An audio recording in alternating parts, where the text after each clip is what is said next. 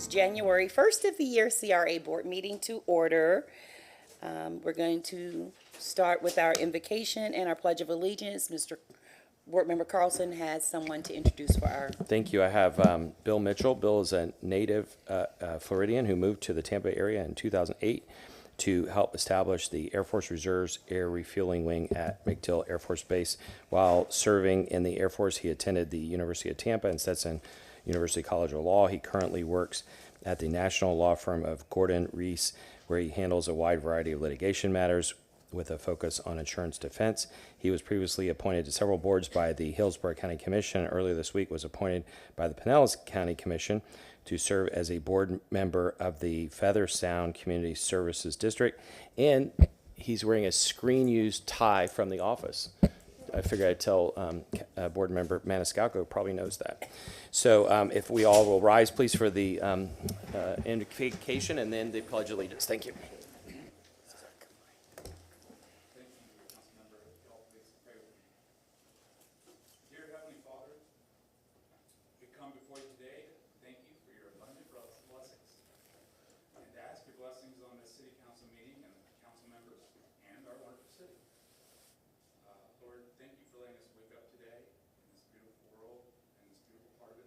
Tampa. Thank you for all you've blessed our city with, including the wonderful people that you've brought into our lives, especially those that help to make the city better. Thank you for the members of our community who are dedicated in their lives to serving others. Thank you especially for them. Thank you for our freedoms in our country here that we so often take for granted that we enjoy here. For the ask part, Lord, I ask that you bring healing and comfort to those in our community who are hurting, those that are sick, tired, lonely, and those that are grieving today. Help us all, Lord, to be better friends to them and be a friend to someone who doesn't have a friend. Help us to be better citizens in this world and to treat others the way we'd want to be treated. Bless this meeting, Lord, and those that will participate in it. Continue to bless our city and be with us through the upcoming Gasparilla celebration. Help that to be successful, and help whatever that light was that just broke to get fixed. Yeah. And for all of our hearts survive that. Lord, we ask all these things in your name, and again, we thank you for so much that you've done for us.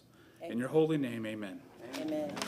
I pledge allegiance to the flag of the United States of America and to the republic for which it stands, one nation, under God, indivisible, with liberty and justice for all. Thank you. Okay. So we have a few housekeeping things. Board Member Vieira is stuck in traffic. Yeah, first and then say he's stuck in traffic? Okay. Roll call, please. Carlson? Hurtak? Here. Clendenin? Here. Maniscalco? Here. Vieira? Miranda? Here. Henderson? Present. We have a physical quorum. Thank you. Board Member Vieira is stuck in traffic this afternoon, and he will be here. And thank you for that. Yes. And also, I would like to introduce my intern from the University of South Florida, Alex Bermel. Can you please stand? Bermel. Yes, University of South Florida, go Bulls. She is from Chicago, Illinois, political science major, graduating senior. So please welcome her to City Council. Okay, and also our board attorney is online for the duration of this meeting. So I want you all to know that as well. Can I have an adoption of the minutes from last month? Second. Okay. We have a motion from Board Member Maniscalco, second from Board Member Miranda. All those in favor? Aye. Okay, thank you. And now we will come up for Mr. McCray to come up for any housekeeping for our agenda today. Good morning, CRA board members. Happy New Year. Cedric McCray, interim CRA director. ultimately, we will be following the agenda as written. I would like to highlight that there was a scrivener's error on the applications or the memo for the West Tampa CRA. That will be corrected, and other than that, there are no changes to the agenda. Okay.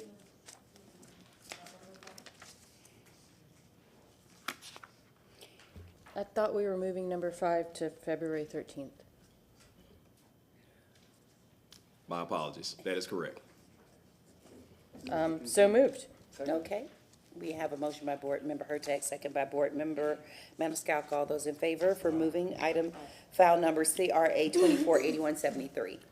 Madam Chair. And also, yes, you're recognized, Board Member Carlson. Number, we could get to this later, but just to bring it up now, number 10, the East Tampa appointments. I got some feedback from the community, Yeah. maybe you all did too, that there are 2 slots that are supposed to be for neighborhood associations. The neighborhoods did not respond, and there's been a request in the community to give them another 30 days to respond, failing of which that 2 general appointments would be. So So you want to pull this for discussion? my Or suggestion is we continue it. continue it until the next meeting unless anyone objects. I don't have any problem with the appointments. There may be some public comment, so let's pull it for discussion and then go from there. I agree, because we actually have some of the folks here, Yeah, appointees. correct. So let's pull for discussion, and anyone want to pull anything else on required approvals? So do I need a motion to pull item number 10? No, we don't have to formally do it, okay. All right, anything else, Mr. McCray? No, ma'am, that is it. All right, well then let's start with item number 1. Thank you, and at this time, I'd like to call forward Ms. Hold on Courtney just Orr. a second. Yes, let's approve the agenda for today. So moved. Thank you, Board Member Hurtak, second by Board Member Maniscalco. All those in favor? Aye. Okay, I love forgetting that part. Okay. And are you going to introduce our Tampa Heights speaker? Oh, yeah, public Next, comment. we have Hold public on, comment Mr. first, and then McCray. the next person What that you is- will hear from will be Ms. Courtney Orr. Yeah, I don't mind making mistakes, no problem. We are going to have public comment first, so those of you that are interested in public comment, please come forward. You can stand along the wall. And we can hear from our board member attorney to provide us with the rules for this meeting.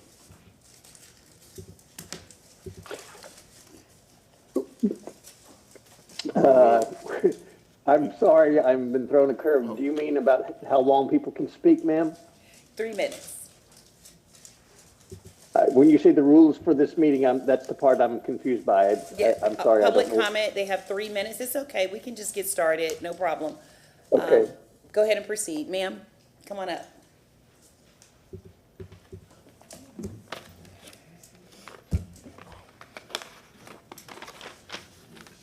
Good morning, CRA board members. My name is Mary Beth Williams. I am the Executive Director of Friends of the Tampa Riverwalk, as well as I serve as the Downtown CRA CAC Chair. I'm here today to express Friends of the Riverwalk's support for the allocation of $10 million towards completing the West River District Multimodal Network and Safety Improvements Project. That's a mouthful. We believe this initiative will be a game changer for our community, connecting neighborhoods, enhancing mobility, and making Tampa's waterfront more accessible and inclusive for everyone. The project will fill critical gaps in a 12.2-mile multi-use pathway along the Hillsborough River, seamlessly connecting downtown Tampa with surrounding neighborhoods like West Tampa and Tampa Heights. It prioritizes safety and accessibility, creating dedicated spaces for pedestrians and bicyclists that separate them from vehicular traffic. Beyond improving mobility, this effort addresses key community priorities like incorporating traffic calming measures to complete street designs that will reduce crashes and align Tampa's Vision Zero goals. The pathway will bridge neighborhoods, making it easier for residents to access jobs, schools, parks, and essential services. Shoreline restoration will help filter stormwater runoff and protect against high tides and storms. A connected, vibrant waterfront attracts visitors and investments, creating a more dynamic and prosperous Tampa. Friends of the Riverwalk is committed to making our waterfront a destination that unites our city.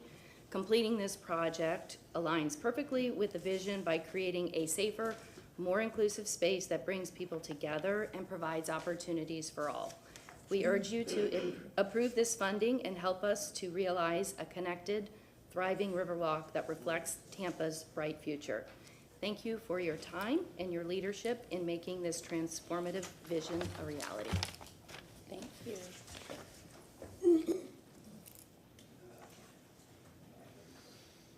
Good morning, Chair. Good morning.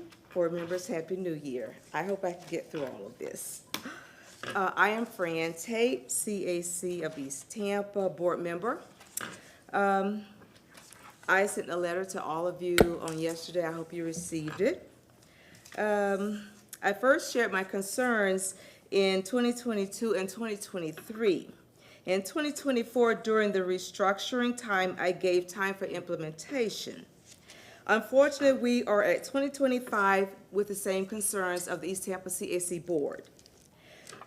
First of all, communication challenges we are having. Lack of clarity in information provided to the CAC of East Tampa.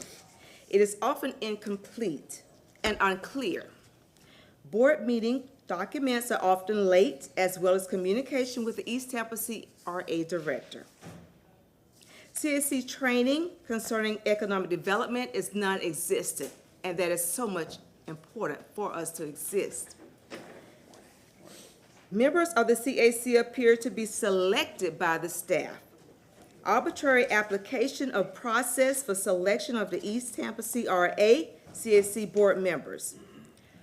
Are all of the CAC board members subject to background checks and provide transcripts? These instances have weakened trust and morale within the community and hinder CAC effectiveness. Staff challenges. The attitude and behavior of the East Tampa CRA staff toward the CAC have been dismissive and unprofessional. Dismissive behavior. While the CAC serves in an advisory capacity, its members volunteer significant amounts of time and put their personal reputations on the line, most definitely, to serve the community. It is disheartening and counterproductive when staff members treat CAC members with dismissiveness or lack of communication. The lack of mutual respect undermines our collective mission. Projects requested and approved by the CAC are not priority projects, like marketing and outreach and the Gator building, but the staff works on projects that they choose to move, such as 1102 Curtis Street, AKA Destination Church, and in 1903 East Palafox Street. Conclusion, I respectfully urge the CRA Board to take the following actions. Enhance communication protocols. Ensure that all presentations to the CAC include complete and detailed information, particularly on budgetary impacts, and are available to the public. Promote unity and collaboration. Address the patterns and divisions and inconsistency by fostering a culture of transparency and inclusiveness. Okay, I'll stop you there, Ms. Tate. Your time is up. Thank you. If you want to provide us with those notes, you are free to do so As well as the ones you received already? as well. If Thank you're you. coming, we have your documentation right here. Thank you, I appreciate You your are time welcome. so much. I God bless appreciate all it. of you. Thank you. Next speaker, please. Uhuru, Mentesnat. Mentesnat means anything's possible, and Uhuru means freedom in Swahili. You know, I want to say this morning, white people have a certain disregard and disrespect for African people. It's a reason for that. A lot of times they try to avoid it, they try to discuss over it, they try to overtalk you whatsoever. White people see us as slaves or glorified pets. Nothing more, nothing less. And so when you encounter a white person or when a white person encounter African, it have a degree of suspicion or hostility. When white people seen Martin Luther King, Malcolm X, Medgar Evers, Fred Hampton, millions of other Africans, they never seen an African serving in that capacity as a human being. So those particular individuals were murdered, state-sponsored murder, regular white people murdered, lynched, whatsoever the case may be. In this city council, in a city that was organized since 1865, the white people in government never seen a real African, never encountered a real African. When I started coming to the city council, I was arrested, thrown in handcuffs in the back of police cars, had to do jail time just for attempting to come to this podium and speak. White people thought it belonged to an outlaw motorcycle gang or something. I don't know. But that's how they see Africans.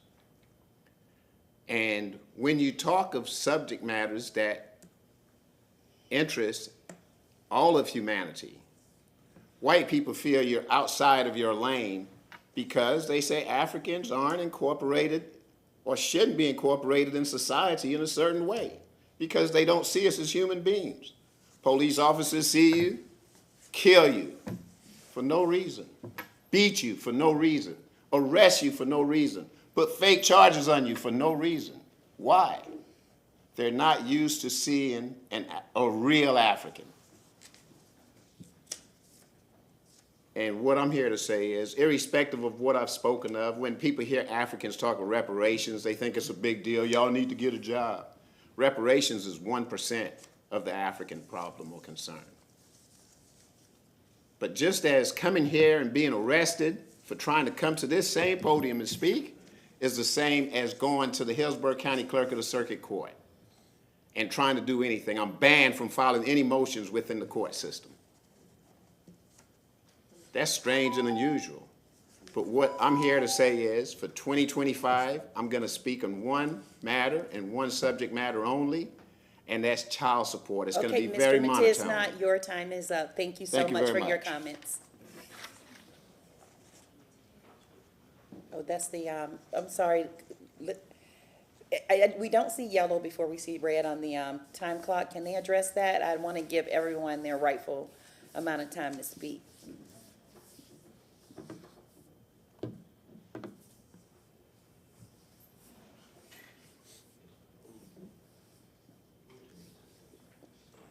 And Ms. Tate and the three speakers, if I did shorten your time, I do apologize. It was not intentional. The red light came on and said that time was up, so.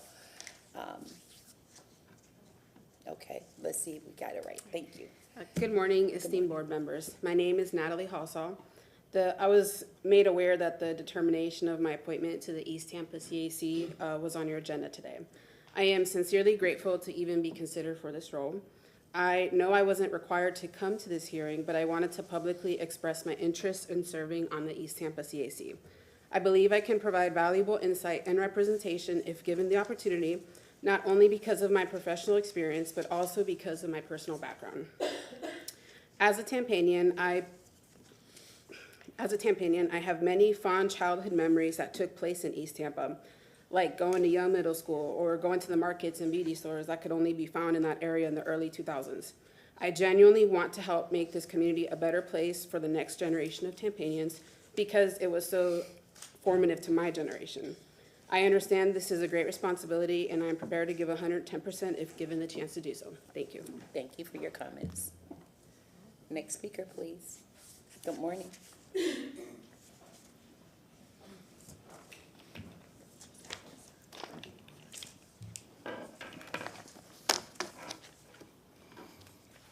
Good morning, ladies and gentlemen. My name is Omar Germany. This is my beautiful wife, Lenice Germany. We are the owners of Livio's Catering. I don't know if you heard of us or not, but we've been in business for 10 years. We actually celebrated 10-year anniversary last year.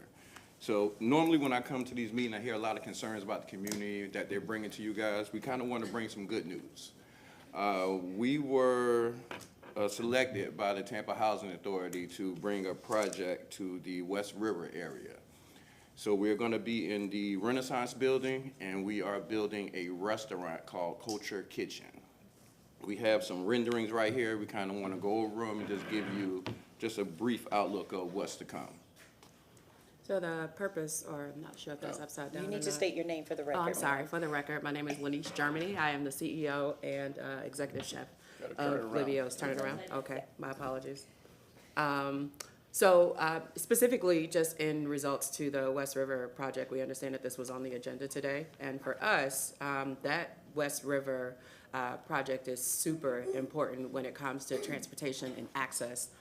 I am a Tampa native. I have thoroughly enjoyed what we have done to the amateur works and the other side of the river.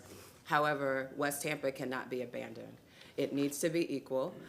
It is not just about a Black-owned business showcasing in a very historical district, but it really truly is about unity for us. The name of the restaurant is called Culture Kitchen, specifically to bring all cultures together.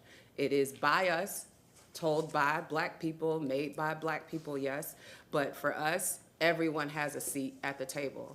And the only way that we have the ability to have everyone have a seat at the table is for everyone to have access to that space.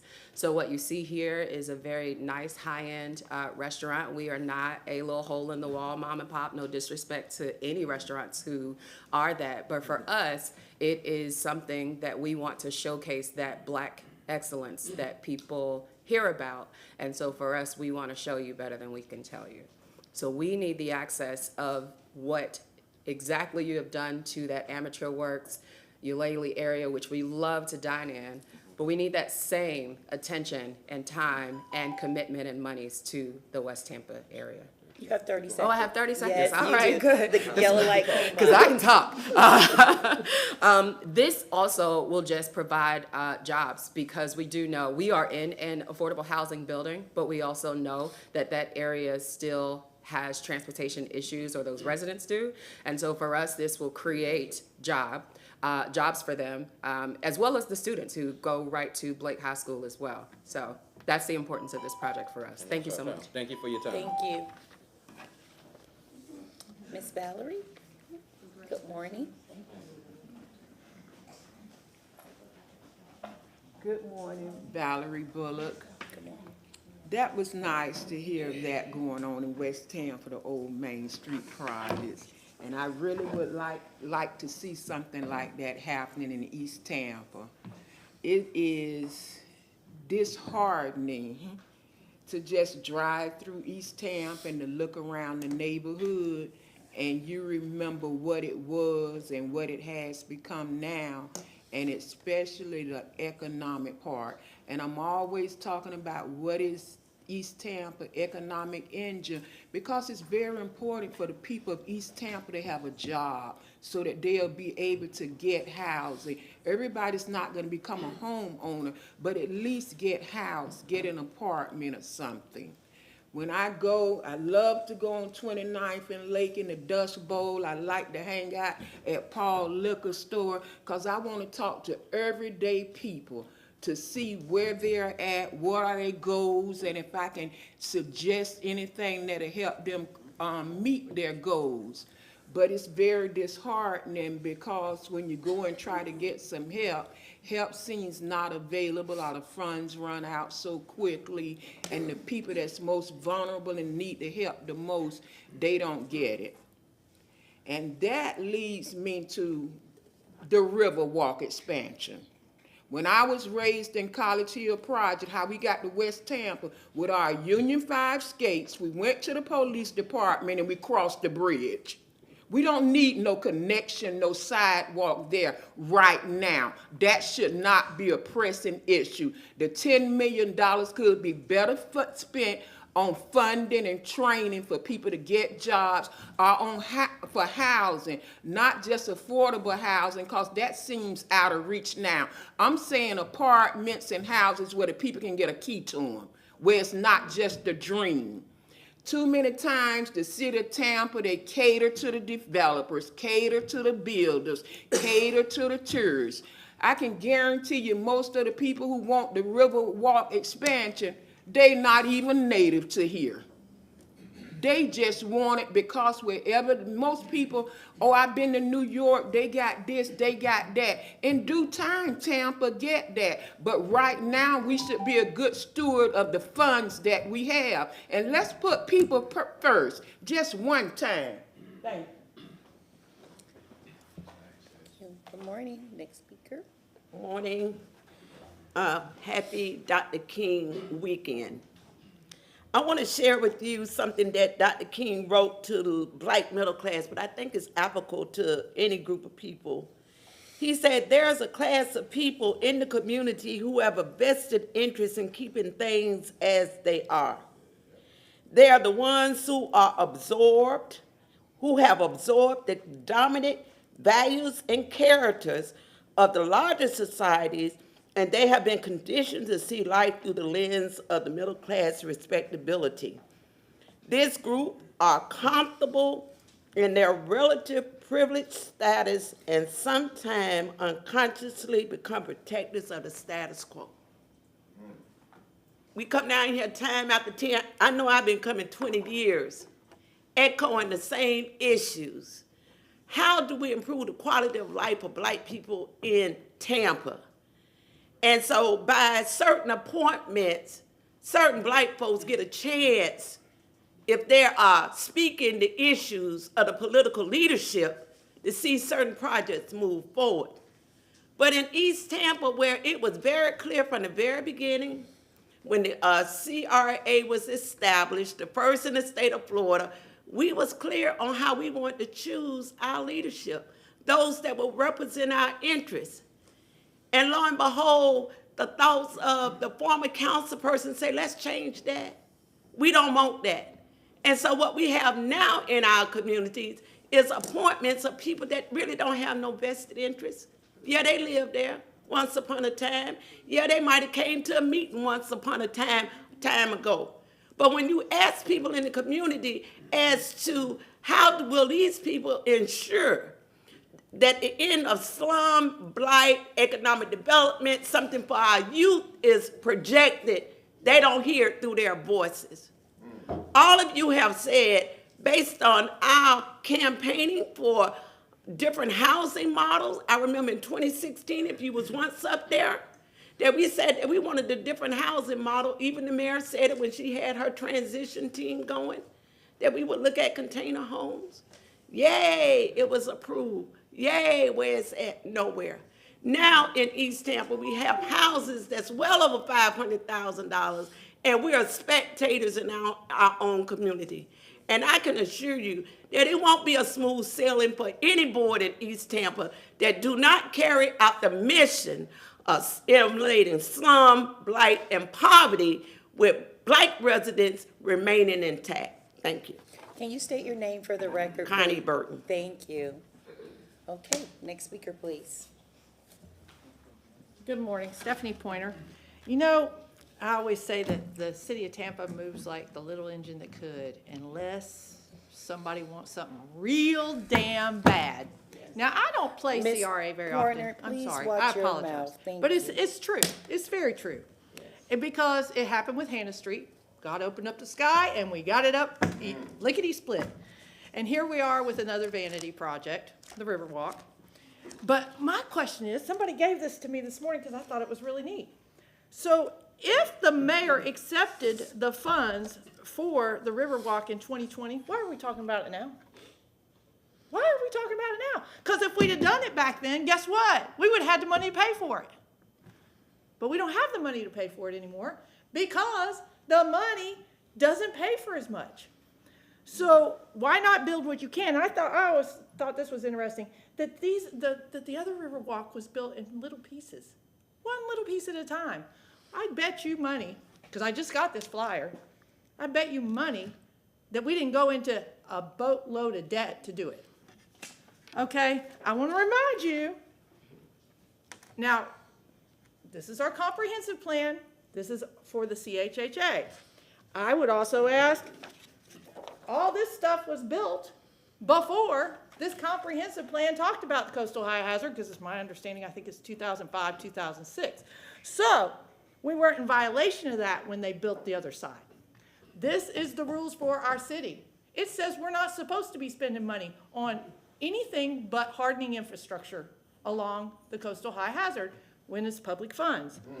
I also want to point out to you, I don't spend a lot of time on the CRA. I really don't. But I'm going to tell you right now that I do know that the first time I heard CRA, heard somebody talk about it, started learning about it, that we had owner-occupied rehabs that hadn't been done. And you know what? Here we are 4 or 5 years later, and they're still not done. But by God, this Riverwalk came up in July in front of City Council, and it's already railroaded onto your agenda today, not 6 months later. Go figure. It's amazing what people want become a Japanese bullet train. Now you figure out who it is. Is it this board? Is it the mayor? I don't know. Who benefits the most from this? Is it curing slum and blight? Nope, it's not. It is not curing slum and blight. So how can you approve it? State statute also says that if the city of Tampa is going to do this anyway, this is chapter 163, 370, 3B. It says if the city's going to do it anyway, you can't spend CRA funds on it. Guess what? Mr. B-Day stood here last week and said they've already started spending money on it. That means that the city's going to do it anyway. So you can't spend CRA funds on it. Don't violate the rules. Thank you. Next speaker, please. If there's anyone else, please stand now, or this will be our final speaker besides Mr. Randolph online. Thank you. Okay. Good morning, CRA board members. Jeanette LaRussa Fenton, 3102B West Leroy Street. I'm here this morning proudly representing the West Tampa Chamber. I am also a member of the West Tampa CRA Community Advisory Committee, which has supported this project, and I am a proud fourth-generation West Tampa native. And I'm extremely happy to be standing here today as a West Tampa resident once again, after being gone for quite a long time. So I'm thrilled to be back home again. The West Riverwalk Multimodal Network Project is a generational, once-in-a-lifetime, game-changer opportunity that will help transform West Tampa. The project will vastly improve mobility, safety, neighborhood connectivity, recreation, and economic development, especially in the Main Street area, which is such a strong focus for West Tampa. Those improvements will not only benefit West Tampa, they are going to flow to the entire, community. In the coming years, thousands of new residents and businesses are going to be living and working adjacent to the West Riverwalk. We heard a perfect example of the wonderful couple that is making this investment. That's what we're trying to attract. That's what the West Riverwalk will help to do. Dense urban areas need public, safe, outdoor spaces to thrive, to promote well-being, and to provide mobility options and economic opportunity. Before I close, I have to say that I respectfully disagree with others that have called this a vanity project. These things are not vanities. Safety, public health, recreational opportunities, the ability to get from one point to the other, to pursue your education, your work opportunities, and so forth, and just to have the opportunity to enjoy the outdoors in a dense urban area. This is not a vanity project. This is something that is a critical need to everyone. So please do not ever think of this that way. And I also must say that the CRA is spending considerable amounts of money on affordable housing and will continue to do so. In fact, we just made acquisition of a piece of property that will provide affordable housing, and we will continue to do so, and a lot of other great things. So it's not an either or, it's an and. So please do not let those things discourage you. In closing, the West Tampa Chamber strongly supports this project, and we ask you to support the funding. It is a wise investment that will pay huge dividends for decades to come. Thank you. Thank you. Okay, there is some chatter in the audience, and we can hear it up here, so please respect all speakers coming before the dais. Good morning, Mr. Williams. Good morning, good morning. Pastor Williams, 1112 East Scott Street, Paradise Missionary Baptist Church. I've been there for about 32 years. All of a sudden, they want me to get out of there. Instead of what y'all call white folk, then a white man over there to pretend that he wanted to buy the church. The church is mine, but nobody want to do nothing about it. But basically, I didn't come here to talk about my church. I come here to talk about those retention ponds you got in Belma Heights and Jackson Heights. Why don't y'all fill those things in and let people have homes there like we supposed to? We've been living there all the time, but now you want to run us out. You call them a damn place a retention pond. What is a retention pond? Pastor Williams, stop using profanity in front of the dais. What is just tell me what is a retention pond? Tell me that. Answer my question. You're going to ask me some question, but you won't want to tell me that. Retention pond, I tell you exactly what it is. To reserve snakes and possum and coons and all that stuff. It's not there for people to reserve to build a nice home on there. You know, it's so sad the way y'all treat certain people, like me, myself, and I. And the way y'all treat us nowadays, it's getting worse and worse. You building up nice homes, but you don't want black folks to move in them.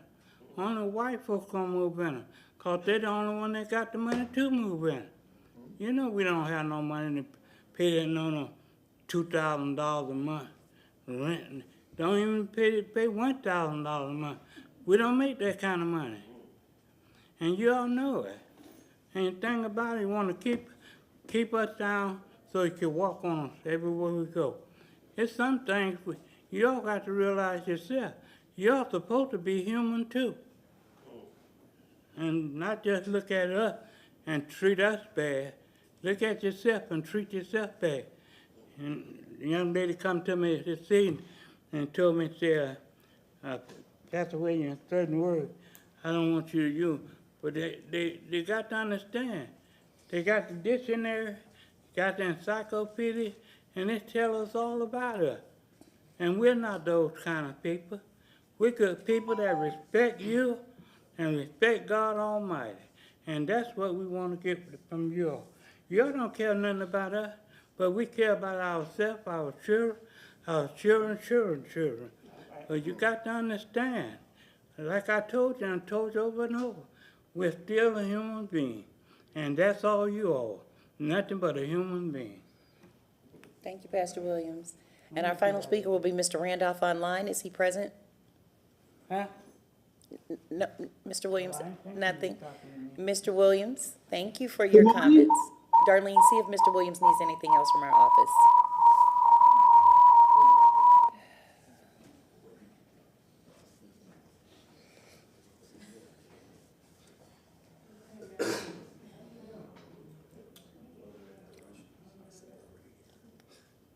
Mr. Randolph, are you there? I think you're self-muted, Mr. Randolph. I think he had two computers on or something. Hello? Yeah, Mr. Randolph, do you have two pieces of equipment on that's interrupting your volume? Yeah, I'm trying to figure out how to straighten this out. Can I zoom out and come back in? Is that possible?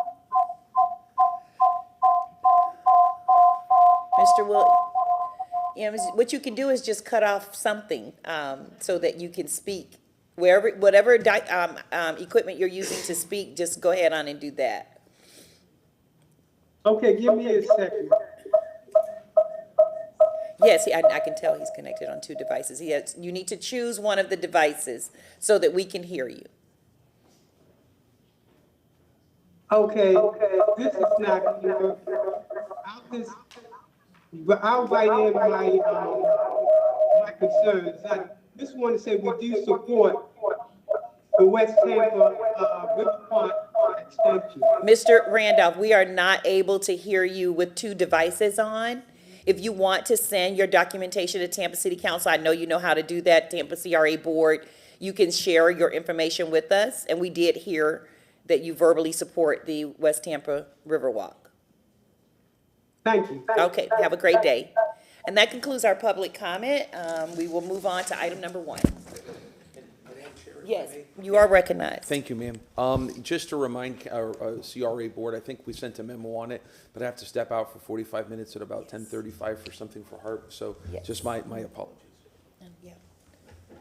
You are recognized, Board Member Hurtak. Thank you. And that does remind me that for that vote, item number 6, if we could pull it for separate vote.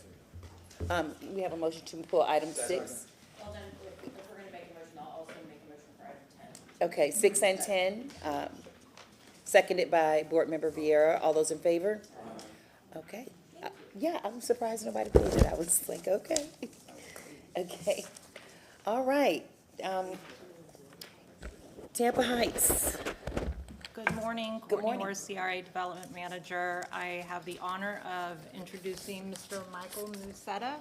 He has served on the Tampa Heights Riverfront CAC for the past several years as chairperson, and he's here today to provide a quick update on the activities happening at Tampa Heights Riverfront CRA. Mr. Musetta? Good morning, my name is Michael Musetta. I've served on the CRA board for 8 years, and this is my last official assignment. We are concentrating on the connectivity and infrastructure for the area around Armature Works to replace and enhance the wayfinding signage and also to include the neighborhood branding. And we expect this project to be started this summer. We have had the presentations and we have selected the different wayfinding signs. Secondly, for the economic development, Professor Green from USF has been working with us, and he should be presenting his report next month. One issue that we've been concentrating on is the quote quality of life, and we're wanting art design in the roundabout on Palm and Highland, I believe it is, and then also a portion that's within our district at Boulevard and Palm. Corey Robinson with the city did a survey and had 80 responses, so I thought that was a good response. And then lastly, we have myself and a couple other people that have retired from our group, and there are several applications, 4 of them I believe, plus 2 at-large members for the seats filled, and they have submitted their applications. So thank you very much. It's been enjoyable serving on it, but after 8 years, it's time to move on and continue my retirement. Thank you for your service, Mr. Musetta. Board Member Hurtak, you wanted to say something? Yeah, I just have a question for Mr. McCray.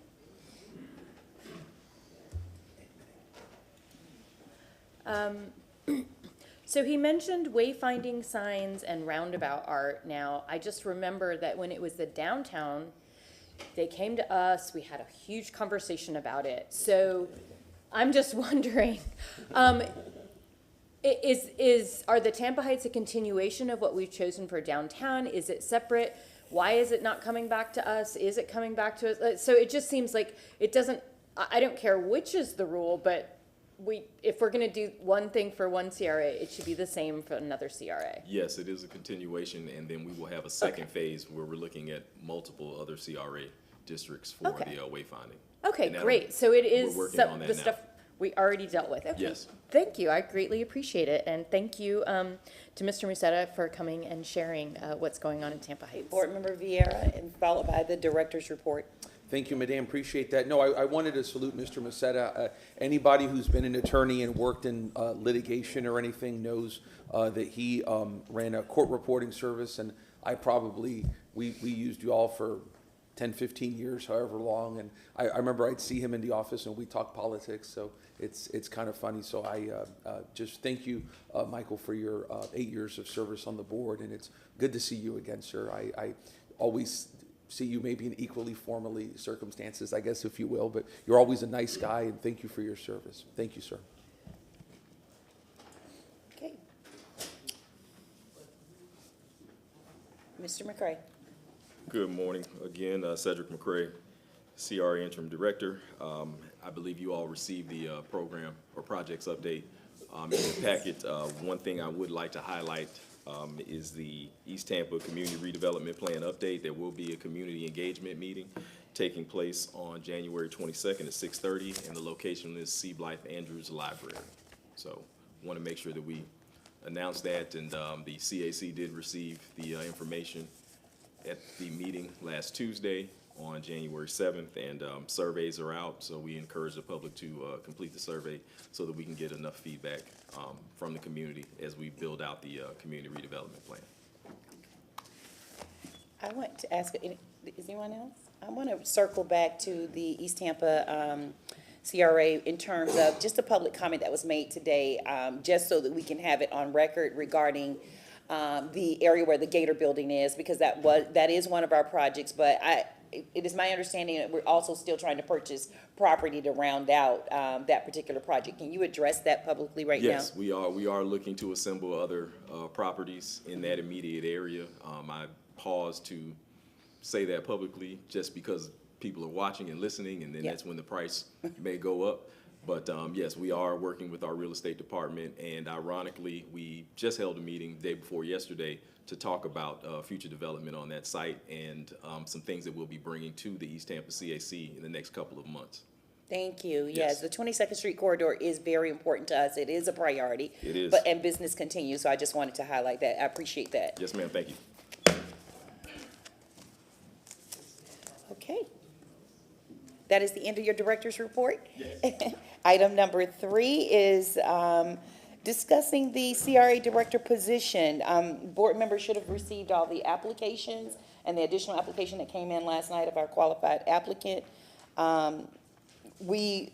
Is there any public comment that you all want to make about how we're going to proceed with that in terms of interviews? Or Board Member Hurtak? Sure. I went through, I looked at the list, and then for me, I looked at the folks who had met minimum qualifications, because I think that's kind of where you got to start. And we had 5 people who met the minimum qualifications, and personally, I think 4 of those folks should go forward to be interviewed, but I didn't know how others felt. Agree. Yeah. Okay, we have 2 agreements on that. Are there any other comments about that? Do you want to know which 4? Well, you can go ahead on and say them publicly. I mean, the 5th person that came in yesterday? I just looked at yesterday. I just went through yesterday's list. Okay. And so yes, I don't know if there was I'm assuming there was an addition, but what I did is I just looked at the list that came yesterday. I read through it. There were 5 minimally qualified people, and for me personally, there was 1 person that didn't have any high-level management experience, and I was not okay with that. So for me, the other 4 were the ones that I was most interested in interviewing. But again, I will listen to what everybody else has to say. Board Member Clendenin. That's me. Yes, you're recognized. I kind of concur with your assessment as I gave you that indication, but possibly just as an interviewing body, if the folks, and it's only 1, if the folks met minimum qualifications, I think it would probably be proper for us to interview all 5. Okay. At least to give folks the opportunity to maybe disclose something that we weren't aware of. That's fair. So, and it's not overly burdensome, and 5 is kind of a reasonable number, so. I will accept that. Okay. Yeah, I just was curious if this included the one that came in from Mr. Swain on Tuesday at 4 o'clock. So I didn't know if you received that additional person, this person here.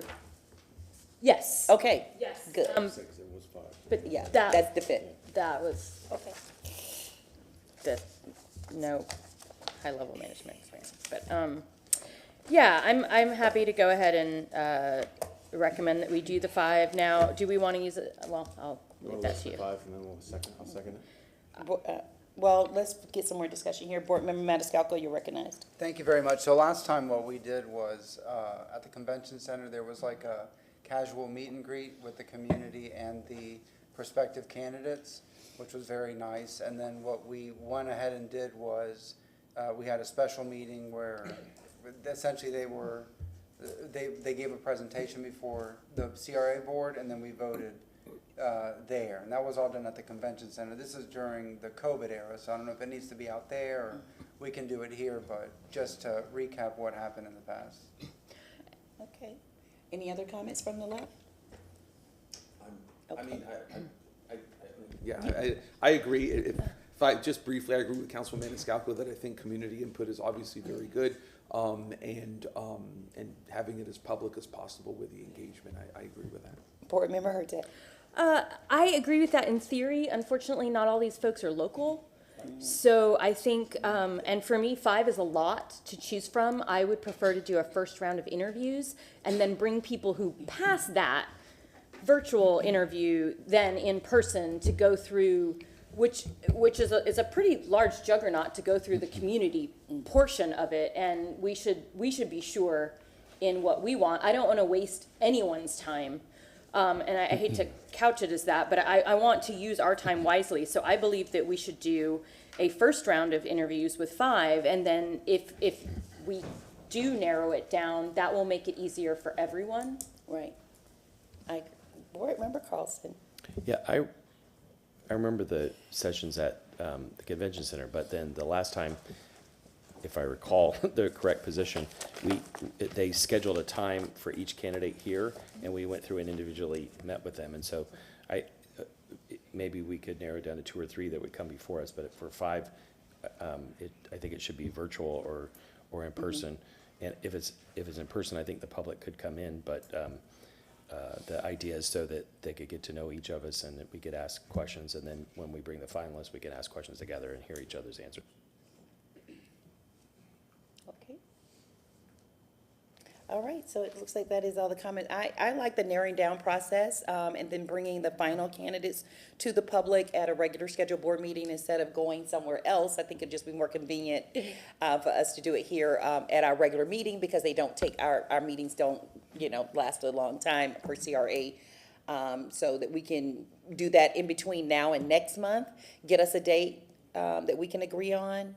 Y'all want to do that now, where we can, to get us a date to have a virtual meeting with them, time scheduled, time certain, and then, because talking to 5 of them should take about, if we give a person like 15 minutes or less, an hour of our time, hour and a half of our time, and then we can have a scoring system to narrow them down and bring those back for the month of February or March. What do you think?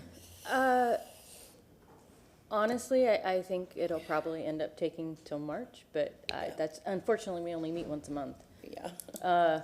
I mean, we can shoot for February. It's to get it on the agenda. I think I would ask for process-wise from city staff, since I don't know, what would be best for, what is the recommendation of folks who have gone through this process before? Well, that's remember, the city staff, we took this away Okay. from them, so their recommendation is no longer on the table. This is something that we need to do. Well, then I will defer to folks who do this, who have done this before. And we did our budget analyst, That's so please go ahead and. Yeah, that was what I was gonna highlight. I think that we should probably do something similar to what because in deference to our HR department, they gave us a lot of legal advice and advice and counsel on the process here. So I think we should defer to the process that we use for the budget analysts.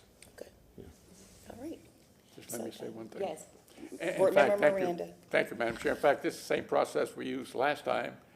And that's a gentleman that I speak about that I don't know his name, but he was the smartest guy I ever met in my life, because we hired him at 10 o'clock and at 8 o'clock at night he quit. He didn't want to come to work for us. So process worked, but the individual did not. Yeah, different council, that's true. That's true. He didn't know how much of a delight. Yes, Clendenin and Henderson are here now, so that's the difference. Board Member Hurtak. So where are we leaving this? Okay, so we are going to look for a date among our aides to come online and interview them. And then if we can get that date, a couple of options that all of us can agree on, get that date. And if we can make the February agenda, then so be it. If not, then we'll move it to March for the public. Which Okay. it probably will take till March, like you said.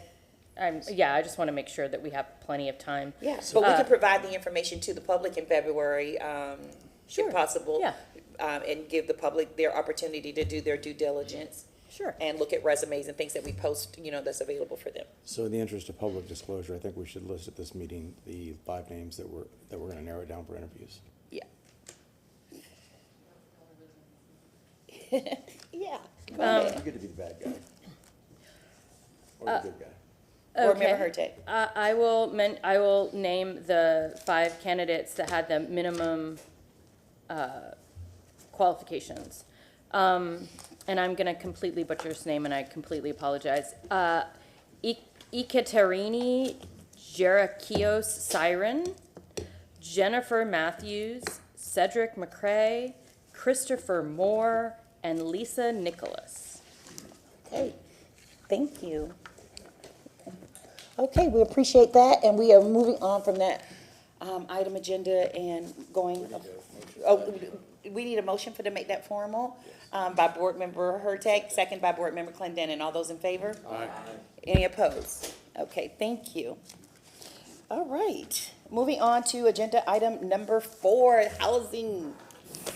Yay. Good morning again, CRA board members. As we shared in recent months, we would like to have a more formal discussion related to the CRA and our housing division that was established per your request. And as we are looking at receiving applications and things of that nature through the various grant programs that we have related to housing, we haven't not had a formal conversation and are looking for some board direction as it relates to subsidy amounts and based on the programs.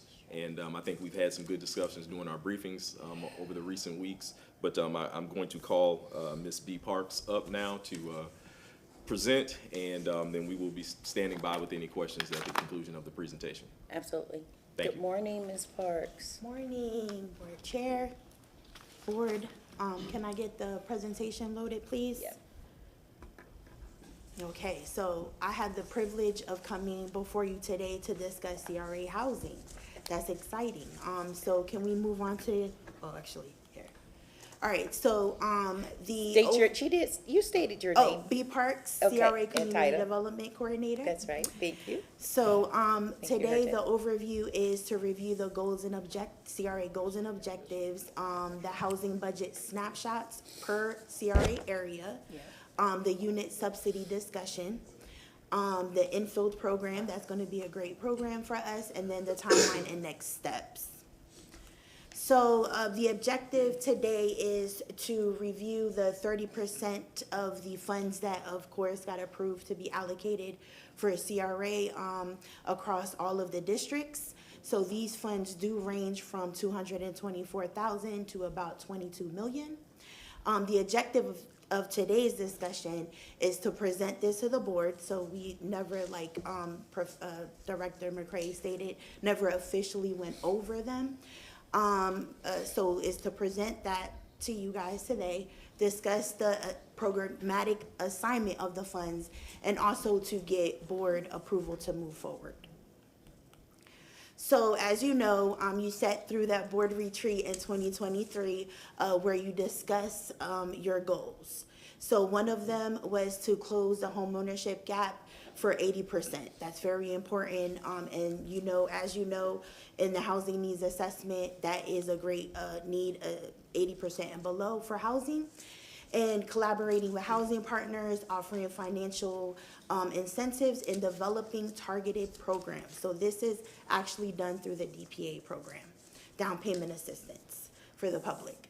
to retain assistant residents by providing resources and support for home repairs, maintenance, and accessibility options that enhance housing conditions. So this is currently done through the Housing Renovation and Rehab Program.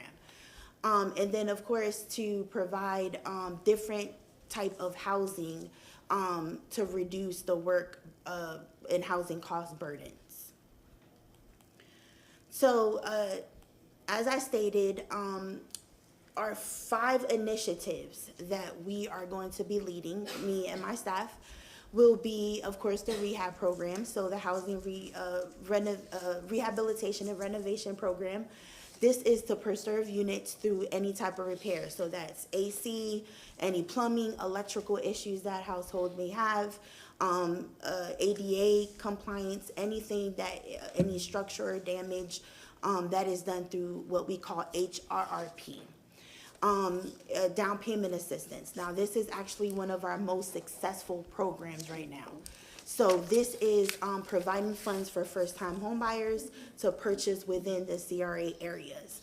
Right now, specifically, the bulk of residential is in East Tampa. So this has been a very successful program specifically in East Tampa. And then again, the infield program. So this is, of course, with CRA-owned lots that through an RFP we convey over for the creation of affordable housing units. And then the 4th one is the very important one, which is the unit creation and conversion. So that is actually to create new affordable units through developer subsidies, or to convert over units again to affordable housing. And then, of course, strategic acquisition, which you guys are fully support of us looking, you know, what may be available out there for affordable housing and acquiring that land for affordable housing. So that, I thank you guys for supporting that. So here we go for the East Tampa CRA. We'll start off with that. So our 30% allocation right now is $9 million, around $9,700,000. So the bulk of that right now is in rehab. So the bulk of applications came from East Tampa. So my staff has been working diligently to go through those applications, contact those clients, and get that process started, which is working now. The maximum amount per unit is $100,000. So right now you see roughly around over $3 million in that pot. So with down payment assistance, with the maximum being $50K per unit, you see that we allotted about $1.7 million to continue to provide down payment assistance. And this is in partnership also with Housing and Community Development Department, which has been successfully working. Now, let's talk about the infield housing, which again, the subsidy can vary.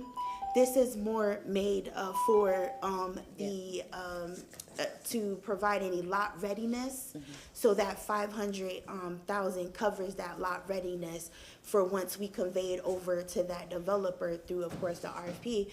They can go ahead and use any funds for any structure that they may need for that lot if it's not ready to be built. And then, of course, I put funding into the unit and conversion, again, to be determined, of about $1.5 million. And then also some monies in the pot for strategic acquisition, because that's where there's still some land to be purchased. So that's extremely important. And again, totaling over that $9 million. Excuse me 1 second. I can tell, Director McCray, do you want to say something in between? Or do you? Okay. Okay.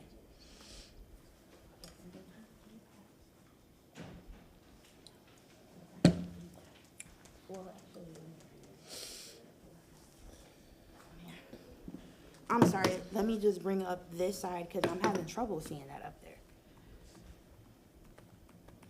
No problem. Okay. The closed captioning is. State your name for the record, please. I'm sorry, Abby Feely. The closed captioning is coming up over the slides, so the public isn't getting to see the slide.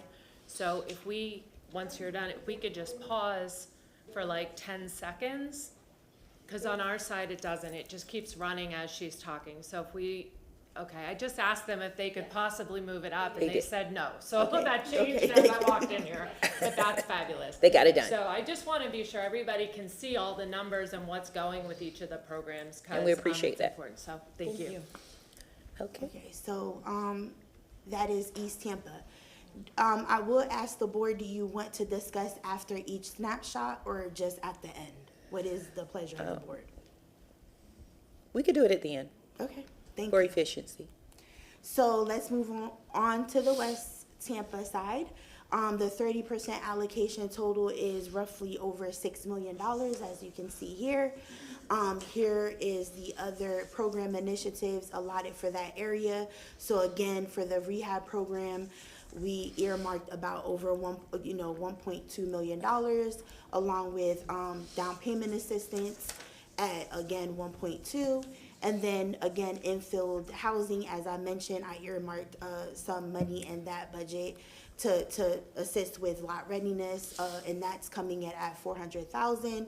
And then again, the unit creation and conversion at about $2.4 million, and then acquisitions at about $800,000. And right now, we have approximately 4 lots that could be used for infill development, and we're seeking more lots to add to the portfolio. Moving forward to Drew Park, the 30% allocation for Drew Park is that $3.2 million, roughly over that. Rehab, again, we put $1 million in the pot for that.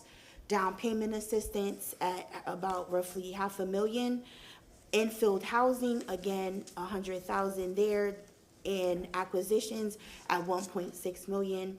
And then we have approximately 6 lots available also for infilled for that area. And then, of course, as I mentioned when I started, funds to assist with the lot readiness. So I budgeted that in there. Let's move over to Central Park. So their allocation is at $500,000, so $597,000. The rehab program is around $100,000. And then, of course, down payment assistance for the area. Yesterday at the CAC meeting, we had a great conversation about how we can start looking at some housing initiatives for Central Park last night. So that was really exciting. And then the infilled at $100,000, and then acquisitions, whatever we can find, at that $101,000 for a total of $597,513. So then moving forward to Ybor City. So the 30% allocation on this is over $4.9 million. We looked at rehab for $900,000, down payment assistance again for $164,000. The unit creation and conversion, we have over about $2.2 million in that pot. And then, of course, acquisitions, which is $1.6 million, totaling the $4 million, 4.94701. This includes both the Ybor 1 and the Ybor 2 budgets. Let's move over to Tampa Heights. This actually is one of the lowest allocations that we have, but the 30% is at $224 right now. So right there, we just added 2 programs, which is rehab and also down payment assistance. So it totals to be $224.05. Now, moving over to Channel and downtown. So Channel, of course, the 30% allocation in Channel side is $10 million, over $10 million. DPA is at $1.5 million. The unit creation program is around that $7 million, close to $8 million. And then acquisitions is at $1 million. Of course, we're going to discuss, well, I'm going to discuss in a minute some recommendations that I have, but it's totaling over $10 million for Channel. So then let's move to downtown. The 30% allocation total is around $22 million. Again, right there, rehab is at $800,000. Down payment assistance we have earmarked for 2.7 million, unit creation and conversion at the 5.3 million, and then acquisitions at the $14 million. Mark totaling 22,922 with 26 dollars. So looking at both downtown and channel, based on preparing this presentation and also analyzing the funds for both channel and downtown, we wanted to discuss actually some things with the board. So the first thing, with the down payment assistance program and looking at our funds with DPA, all of the current DPA grants that are going out to the community, which are currently being stacked with housing and community development departments to actually have that end user purchase that house. The HCD department their sales price is capped at $450. So units in both downtown and channel are selling for more than that. So that's the difficulty. Again, making it difficult for households, even making up to 140% area median income to qualify for the purchase of that unit. Another program that we had earmarked was the strategic acquisitions. So again, evaluating numbers, looking at costs, past information, current information, evaluating the land within the channel district. Again, research has shown very few parcels available and land costs are very high in that area. So staff recommends placing all funds from both the DPA budget allocation and strategic acquisitions over to the unit creation and conversion account in order to make some type of affordable housing in those areas. I'm going to pause there for any questions.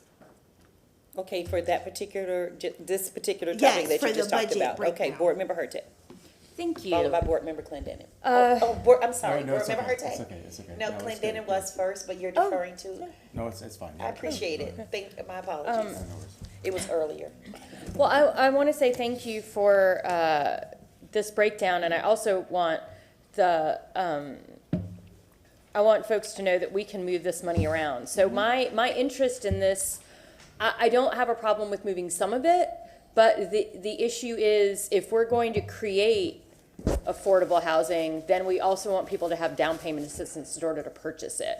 So I do support moving most of it, but I do believe we need to leave some. And obviously this is fluid, so you could come back to us and have us move money. Because obviously, even if we did unit creation today, they're not going to break ground for another year. So we've got some wiggle room here. But I think it's very important that the public know we aren't moving all down payment assistance and saying we're going to do unit creation for rental only. We should be working on in both areas. So I do believe that keeping some funds available in down payment assistance is important for maybe. Looking at what you're seeing, maybe 2 or 3 units, just kind of a placeholder that if you need it, you can move it quickly. If you need more, you could come back to us, but we only meet once a month. So, but I like the idea. I just want to make sure that we still have funds in down payment assistance so that when these affordable units pop on, that we can help folks purchase them. Yes, ma'am. And this is downtown and channel side that you're talking about? Yes. Board Member Clendenin, followed by Board Member Carlson, followed by Board Member Miranda. This isn't going to surprise anybody.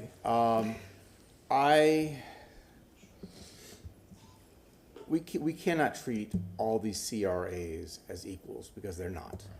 And the interest and the equitable issues are very different depending on the economic circumstances. As we've grown as a city, we've had gentrification, we've had skyrocketing prices of real estate.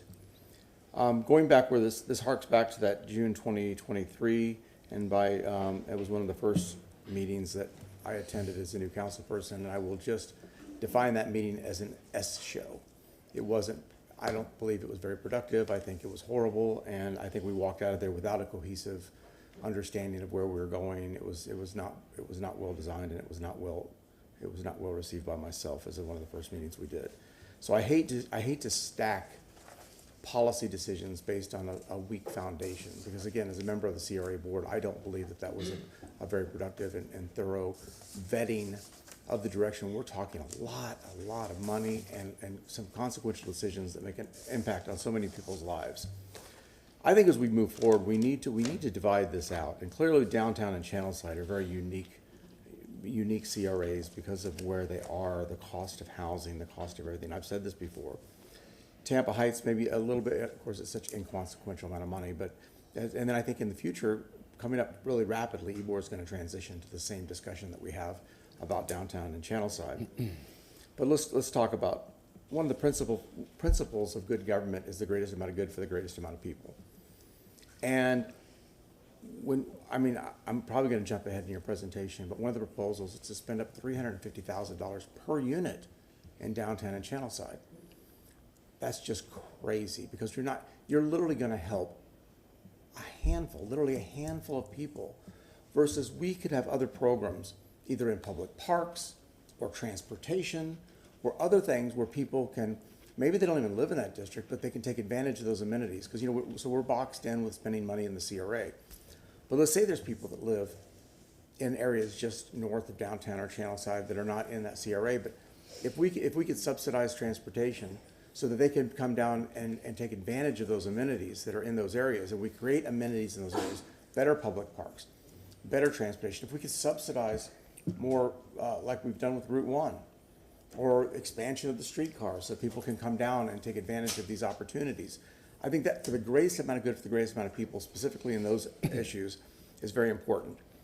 I look at these subsidies, and I think you hit it well on your slide about the developer subsidies. And that's in essence what we're doing, is a lot of these folks are coming to the city of Tampa for deep pockets. And we may, again, some people may get a sweet deal out of this, but it's only a handful of people. The people that are getting the sweetest deal is some big developers, and some of those developers are my friends, so I'm speaking about some of my friends, but they're getting the sweetest deal. So they're getting their fingers in the pockets of the government to build projects that may be not financially viable, and they're only going to help a really, really, really small amount of people. I would much rather, I think you, Ms. Parks, and one I want to say, applaud you. I think you've done a stellar, I said this to you in our briefing, a stellar job in attempting to pivot and create a document based on, with some of the discussions we've had. But infill development, critically important in some of our neighborhoods because it's transformational for people.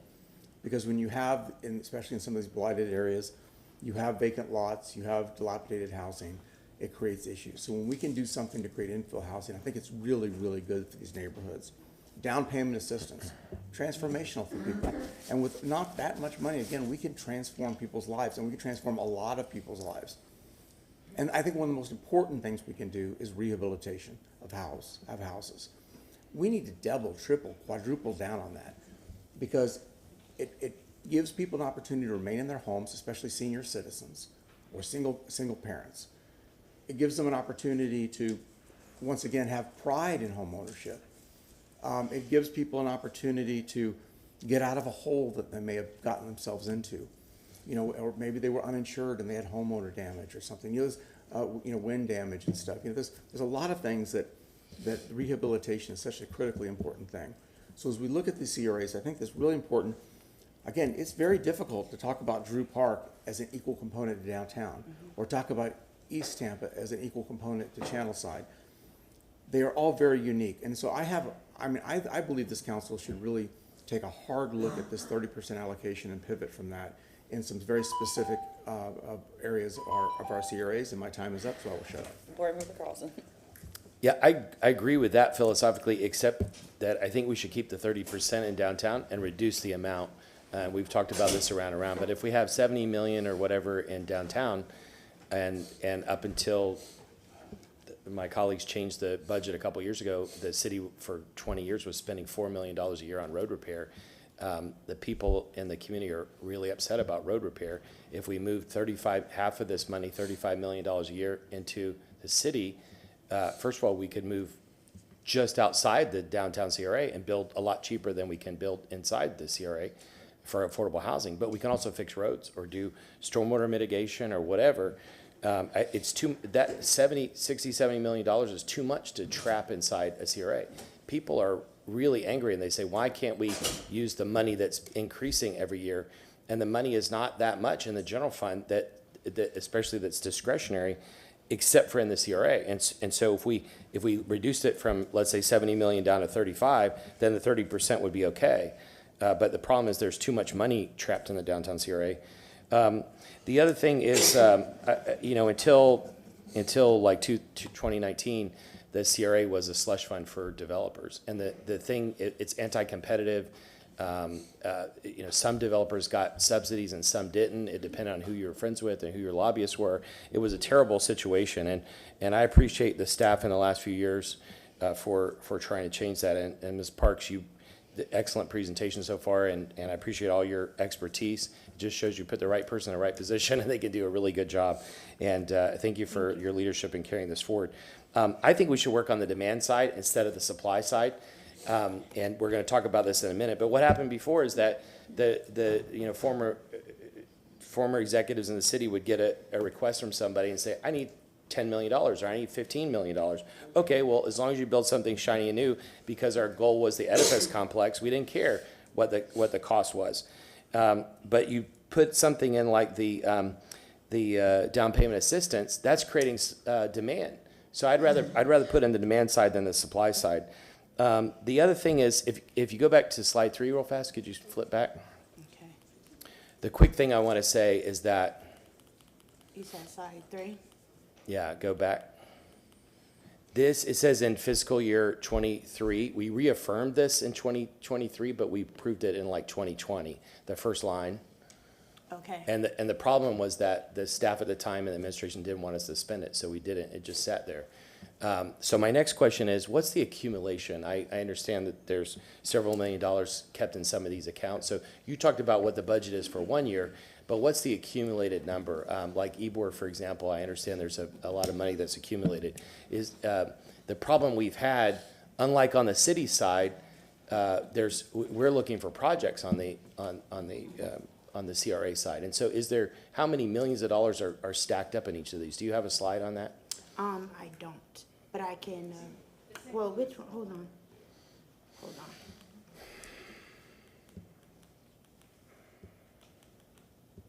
Where, on this side? Where? These funds include the rollover, is that? Oh, yes, Yeah, yes, that's all. this is the rollover, I'm sorry. That's okay. Yes, this is the rollover. So this includes everything. That's available. Yeah, but can we There's get, nothing- can you guys just circulate at some point I know it's in the regular accounts, but just circulate what the rollovers are so we can see? That's the complete rollover. That's everything No, that but we have. I just want to look at a single year as compared to what the rollover is. That's the point. Okay, so you want it single year? Because if we think that the total for this year is 23 million, that's not going to be the same next year if we spend it all because we have a rollover of some amount, right? From 2020, what date are you? There should have been money coming from 2020 all the way up to today, but at least from 2023, because a lot of these, we didn't have any projects, like Ybor has been searching for a project. You're asking what 30% is each year? No, if last year, for example, we had 5 million in Ybor and we didn't spend it, then it would be 5 plus whatever is allocated this year. But if we went back to 2020 when we started this, there might be 20-30 million built up, but then we were only spending 5 million in a given year. So what's the total what's the total that's accumulated? So if you guys wouldn't mind just giving us that at some point. Abby Feely, if I could just ask a clarification. So part of the reason we're here today is that while the board allocated the 30%, nobody ever came back and said the 30% has been divided amongst these 5 programs. It was a 30% bucket. So we can bring you back what the 30% was from 23 and 24, and then what was spent out of that 30%, and then what's rolled forward. What we're trying to do today is say, you have allocated the 30%, and for this year, we would like to put it into these buckets to then work toward doing that versus just having it as a lump sum so that we all know where it's been allocated and then where we will work over the next fiscal year to get those funds expended. And I think that's And- great, and I appreciate you all doing that. The only question I have is, if there was 5 million allocated, for example, in Ybor last year, and all that 5 million was spent for housing, or was it spent for something else? And if it wasn't spent for, is it sitting in an account that, how much is that total amount over the last few years that's built up? So what we're showing you today is what the total amount is. There's nothing sitting anywhere else. What's in the 30% bucket is what has been carried forward. So my question for you all, just to send us separately, and maybe put in this file if you could, is just to separate out this year versus what's accumulated, just so people that's can no see problem. what's accumulated. We Because can- I think, some members of the public say, well, you guys allocated this, we haven't seen the money spent, and we just need to show them that the money's been accumulating, and this number is this year's number plus that accumulation, right? We can break those slides out Thank you. to include what prior to fiscal year 25 the funds were and what the current allocation for 20, would that? Yeah, Or just do you what's. want to roll over for multiple years? Or do you want to just know where we are today as what was brought forward and what is this year's? Let's say 2020 to 2024, there was 20 million in it that should have been allocated. If 15 of that has been spent on affordable housing, then there's 5 million left, and that rolls forward. And so that's really just to show what the difference is between this year's budget and what's rolling forward. Okay, no problem. Thank you. Thank you. Board Member Miranda. Thank you, Madam Chair. Just for clarity on these items, when we look at the affordability, 100% down to 80% and so forth and so on, and for purchasing of the, what we're talking about, purchasing the unit at this cost, at these different costs, do we emphasize and understand, do we have a metric that puts in the insurance costs every year for that unit? Do we put the cost of taxation for that unit from the general public that goes into Mr. Henriquez, and that's compared to see what the salaries, can that salary match that afterwards? What I'm trying to get to is I don't want to give and I agree with both of my colleagues who spoke earlier, in a system of who gets what, and if the cost of living goes up, is their salary going up comparable with these rates? A doctor that's starting at OBGYN, not those that do surgeries, but those that are general practitioners, they qualify for this. I think. That's the lowest paid in the doctor field, if I remember. So what I'm saying is, how do we help the most people with the money that we have so that those in the bottom can climb up strategically? Let me say this. 1968, I could have bought a house on Parish Street, which is about 4 blocks north of Hillsborough Avenue. My payment would have been $119. You know what happened? I had to buy the one in West Tampa because the payment was $69. So I'm not a genius, but I know what I could afford. And that was with the second mortgage of $7. So it's incumbent about all of us to make sure that those that get the money for affordable housing and purchasing it can certainly fit within their perimeters of income so that they can stay and own it. I don't want something to be sold today for tomorrow, and they lose it or they flip it or they do something with it. I'm not saying that's going to happen, but everything in life has probabilities if there's an opportunity. Yes, sir. To answer your question, we do look at cost for that homeowner. That's why it was increased from the 40,000 to 50,000 being the maximum. So it's just it's like analyzed on a yearly basis, just like the income. But let me be more simply say this. That individual might be better off at a lower purchase price where he and she can have other amenities to live with.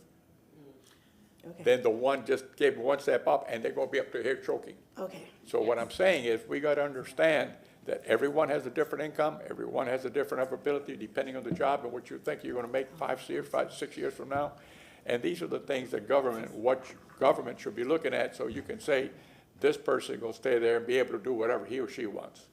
Yes, Councilman Miranda, Abby Feely, yes. So our down payment assistance program in all of in housing universally and within the CRAs includes that housing counseling. But the cost when we do, and which has risen several times since even I've been back at the city, it was at $311 and then now it is up to $450, but that does include ensuring that the escrow goes in for the taxes and the insurance. I just wanna make So it's not sure. a 450 house, it still I has to have understand. those elements. I just want to make sure that, Yes. because, thank you. Yes, sir. Okay, thank you. I just want to comment, since we're talking about Channelside and downtown, is to say that I believe, and particularly for downtown, that there is still opportunity for affordable housing. We do have the Army Navy store, we have unit, we haven't, gotten the RFP for that, but I believe that that's an opportunity, along with even maybe unique possibilities in terms of housing downtown, for us to be very aggressive, because we have so much funding there, that we need to really focus and look at opportunities that provide affordability in downtown, because there is such a great amount of money there. The 140% AMI and helping someone of that caliber means that they make how much money? If you're at 140% AMI, that's So that's about, right now for a household of one is 93,000 a year.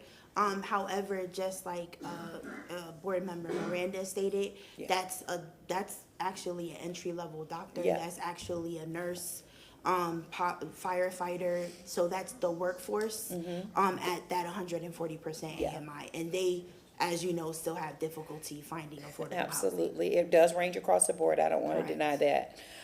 Your request, go back to your recommendation slide for Channelside and downtown. Okay, all right, let's see. Yeah. And then we can address, we can start at East Tampa, West Tampa, Drew Park, go, if anyone want to make comment on any of the others. So this is what you're looking to do, the staff recommendation. Anyone have any comments on the recommendation that they're asking us for? And I just want to mention, this is just for at this moment. Yeah. We're going to analyze this, see how this works, check in with you guys around, just July, and I constantly, whenever you want to call me, I answer. So again, this is just a starting off point.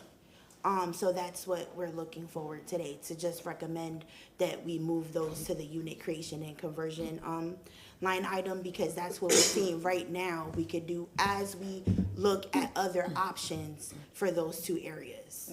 Board Member Hurtag.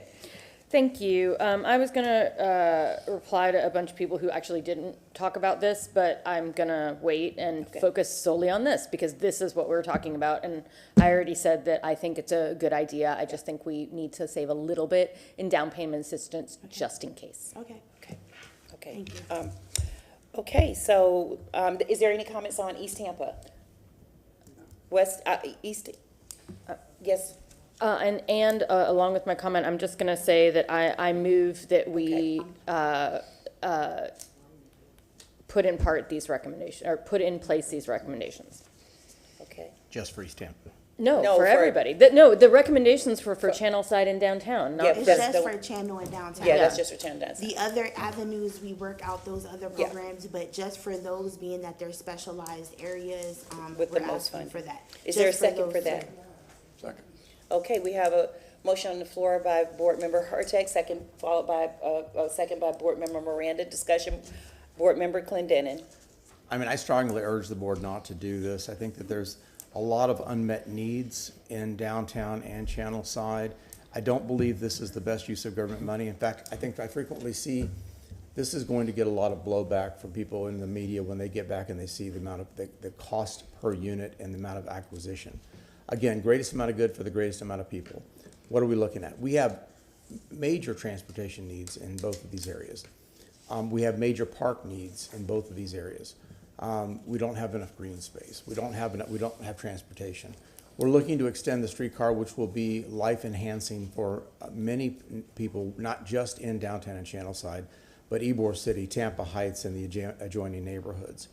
I think when we sit here as city council, we have a lot of opportunity for some of these programs from our general budget to discuss Sulphur Springs and the creation of affordable housing, to discuss other areas that, Grant Park and those areas in the creation of affordable housing. These two areas are just for the return on the investment and the amount of money that we're spending. It's just not the best use of our resources at this time. If we could provide affordable transportation to people that maybe don't live downtown but live adjacent to downtown, that will be life enhancing. It'll expand opportunities, expand job opportunities. Even at the rates that we're talking about, the people that are working as servers downtown, the people that are working at the Straz, the people that are working at Tampa Theater, at all of the hotels, they still can't afford this. You know, and again, it's only a handful. We have thousands of people working downtown. This is only going to help a handful. You give them affordable transportation, they can get down here and work. That's what we need to do, because the jobs are important, and these people need jobs. They need to be able to get to their jobs. They need to be able to get to health care. We're building so much healthcare infrastructure in these areas, but how are people going to get there? There's no parking. Are they going to come down here and spend $25 an hour or whatever it is to, park in some of these parking spots? Let's give people an opportunity for transportation to get to their health care. Let's get people an opportunity for transportation to get to their jobs. That's what this board and us, when we sit as city council, should be focused on. Did you want to reply, Board Member Miranda? Your light is on, so I just want to make sure. I'm sorry, Okay, we have a motion on, I'm sorry, Board Member Vieira. Thank you very much. And Councilman Clendenin makes some very, very good points, which is we do have to invest, obviously, in downtown transportation. I always say that a lot of things in life aren't black and white. There's a lot of gray. There's gray here, obviously. I've voted against a lot of different things in downtown. I think $35 million in grants to different institutions in downtown, because I do think that we can either, number one, and Councilman Carlson has championed this again and again and again, cap the downtown CRA, right, and use that money in other parts of the city, or alternatively, like Councilman Clendenin said, we can use it for things within downtown, things like the streetcar, things like parks, et cetera. Those are things that I cited when I voted against those things years ago. The distinction for this, which again, I mentioned Councilman Clendenin's remarks because I think they're very worthy. The distinction for me here is that I want to make sure that in downtown that we do have affordable and workforce housing in downtown. In the city of Tampa, particularly since COVID, the middle class has seemed closer to the bottom than it has to the top. And I think it's important that we do have places throughout the city where everyday working people can live. And again, I know Councilman Clendenin agrees with that. I agree with a lot of his comments. I just, on this gray issue, go on the side of 60-40 yes. And by the way, I got to leave in 3 minutes, so. Okay, so we have a motion on the floor to accept the strategies as presented to us, and a second. All those in favor? Aye. Okay, I didn't say opposed yet, but okay, very good, thank you. Any opposed? No. Okay, motion carries. Thank you, okay, have a great day. We're not even there yet. Excuse me, hold on a second. Yes, Board Member Hurtak. Thank you. I just want to kind of clear the air so that we can get forward to the actual work. We already tried capping the downtown CRA as the CRA. It failed. Why do we keep beating this horse? Let's stop beating the horse. Right. Affordable housing is critical everywhere. It just is. It is. I mean, I love the idea of transit, you know that, but we can't move this money past the borders. Yeah. We can't expand transit into the parts of the city that if you say this housing is, that we can move it there. We can't do that. Stop. Okay, stop. Okay. Stop. I'm just saying. Why are we wasting time talking about things we can't do? This is very frustrating to me. So affordable housing is critical everywhere. This is why the Community Land Trust kept being brought forward. And if you want to spend and you don't think that people can afford housing, that's what Community Land Trust was for. So I'm just going to leave it at that. But please, can we stop talking about capping the downtown CRA? And please, can we stop talking about expanding transit to where people live? Because unfortunately, those areas are outside of these CRAs. Thank you. Board Member Hurtak, I appreciate your comments. They do have a right to, their opinions, but I agree with you. I actually agree with you. The money is where it is, and that's why we gave the money to the Straz and to the Art Museum in such high amounts, because that's where it was available in that CRA. For efficiency, let's move on and discuss. She addressed me, so let me respond. Board Member Clendenin, please allow me to get through this meeting with these comments so that the public can stay focused on the presentation. Okay. Go back to, is there any comments on East Tampa CRA? Any comments on East Tampa CRA? As you can see, it has the most, there's a lot going on in East Tampa CRA. There's at least 14 lots available that was listed. That's more than any other place. We have $9 million. I appreciate your report. Are there any other comments on East Tampa? West Tampa? Drew Park? Central Park? I do have a comment on Central Park. Okay. We bought the Johnson houses there. Yes. And so do they belong to us now or Tampa Housing Authority? Because there is opportunity to develop that land over there for housing? Is that a part of us, or Tampa that's Tampa Housing Authority? Housing Authority. Okay. All right, Tampa Heights, any comments? Channel Side and downtown, we discussed. Board Member Clendenin. Thank you. I mean, I think you see that the input from the board is that these CRAs are very different. And on transportation, so a critical element of transportation consists of several areas that are within the CRA. Route 1 that just came through, that we, as a city council, we've supported the fare free, runs right through the CRA. The creation of the expansion of the streetcar is going to go right through. I mean, a major element of this, in fact, probably 50% or more of the expense is going to be in the downtown CRA, going from the convention center all the way up to Columbus, going down Columbus and coming back down Florida. So, and it's going to be a critical element of that. You know, we're constantly talking to Hart, at least I am, and I wish Councilman Vieira was here, about the future of Marion Street. Of how we're going to redevelop Marion Street and reclaim that for the citizens of Tampa, because it was a failed experiment by Hart.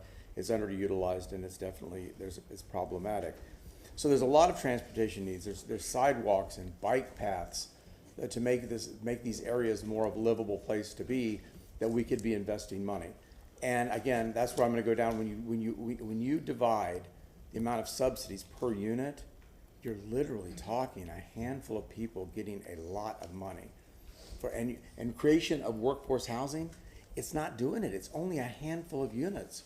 We're not creating like major apartment. Now, I will say I'm going to back off on a little bit, because we've already supported and endorsed the redevelopment of the Army, Navy, and then as a city council, the adjacent parking lots. We need to see that to the end and make sure that's a really good project. And we need to make sure that we have the amount of money in the budget to redevelop that project. And how does that project enter into the money that we just discussed? The existing proposals for the redevelopment, we're going to put an RFP out for that shortly. So this $20 million that's left in the downtown CRA, how does that integrate with the Army, Navy, and parking lot proposals? We haven't for gotten the workforce RFP housing? for that yet. Yeah, but I'm just saying, how are we saving money, or what is this money? Can this money that we're talking about, how does that work with this project? Sorry, We're gonna have to have money to if do I that. may, just a moment, Abby Feely. Board, we have not gotten to the discussion of the subsidies yet. We're talking about your allocation of the 30% and how we'd like to programmatically allocate that. Nope, we haven't got there yet. We will get there in just a minute, and I'm happy to talk a little bit more at that time, because what's currently happening to us, or what's currently happening to the CRA team, is somebody sees that 30% number and they say $10 million, and they walk in the door and they And want ask for a that lot of $10 money. million. Yes. Exactly. And that would wipe out the CRA for that year, or if they say, oh, wait, we'll take 3.5 for 3 years. That's where we are right now, is that without the board saying, we would like our 30% allocated this way, which is step one, and you're finishing that right now, and that's fabulous. Step two is, here are the subsidies per unit we want to focus on. And they're not a hard and fast rule, and I'm gonna let B get to that. We have a little wiggle room in there as well that would then be brought to the board. But that puts the staff in a position to carry out the funds in a way that is defensible, to say, no, I'm sorry, you can't come into East Tampa and take their $4.9 million for the next 3 years. This will allow us to get to the most people in the best way, I believe. But I'd like to let B make that presentation and us to be able to have that discussion in just a minute. So question. Board Member Clendenin? The issue that's before us right now on the downtown, of corralling this money, what is the impact that has on this project, the redevelopment of that, the Army Navy store and the adjacent parking lots? So I don't know that we know that yet, honestly, because once we put the RFP out, and the RFP has specifications in it as to the number of affordable units, the number of arts units, the number of, that will go out, and we will get those proposals back. And we don't know if any of those proposers are going to be asking for a chunk of your CRA 30% in the downtown yet. We don't know that yet, but they could. Is it tie in our hands today? Or is it tying our hands with this project? Is it gonna bind us to something that will prevent us from redeveloping or having access to this $20 million to be able to do that project? No. Okay, thank you. Board Member Miranda. I just want to say something, councils before us, this council and councils in the future, and all those that have worked in your areas of specific value to the areas that we're talking about. This has been very difficult, not only for those councils, for this council, for the council. When you reinventing a city and making it look different all at the same time for many years, it's not going to be ice cream, vanilla. It's going to be hard work. So I got to say thank you to the CRAs, all of them, to the people who gave their time to go out and meet regularly to make sure that their neighborhoods got what they need. The CRA's members, the heads of the CRA, the different administrations that we work for. And these are the things that are very difficult to do. That being said, it's just, give you an example. I believe that the streetcar system that we have now, and I'm going by memory, I'm going back to the 90s now, I think costs $11 million. You can verify that. I'm not sure I'm correct. $11 million doesn't go 2 blocks now. In fact, we were charged $500,000 across the railroad track so we wouldn't want to hit a train. What are the odds that we're going to hit a train if one stops?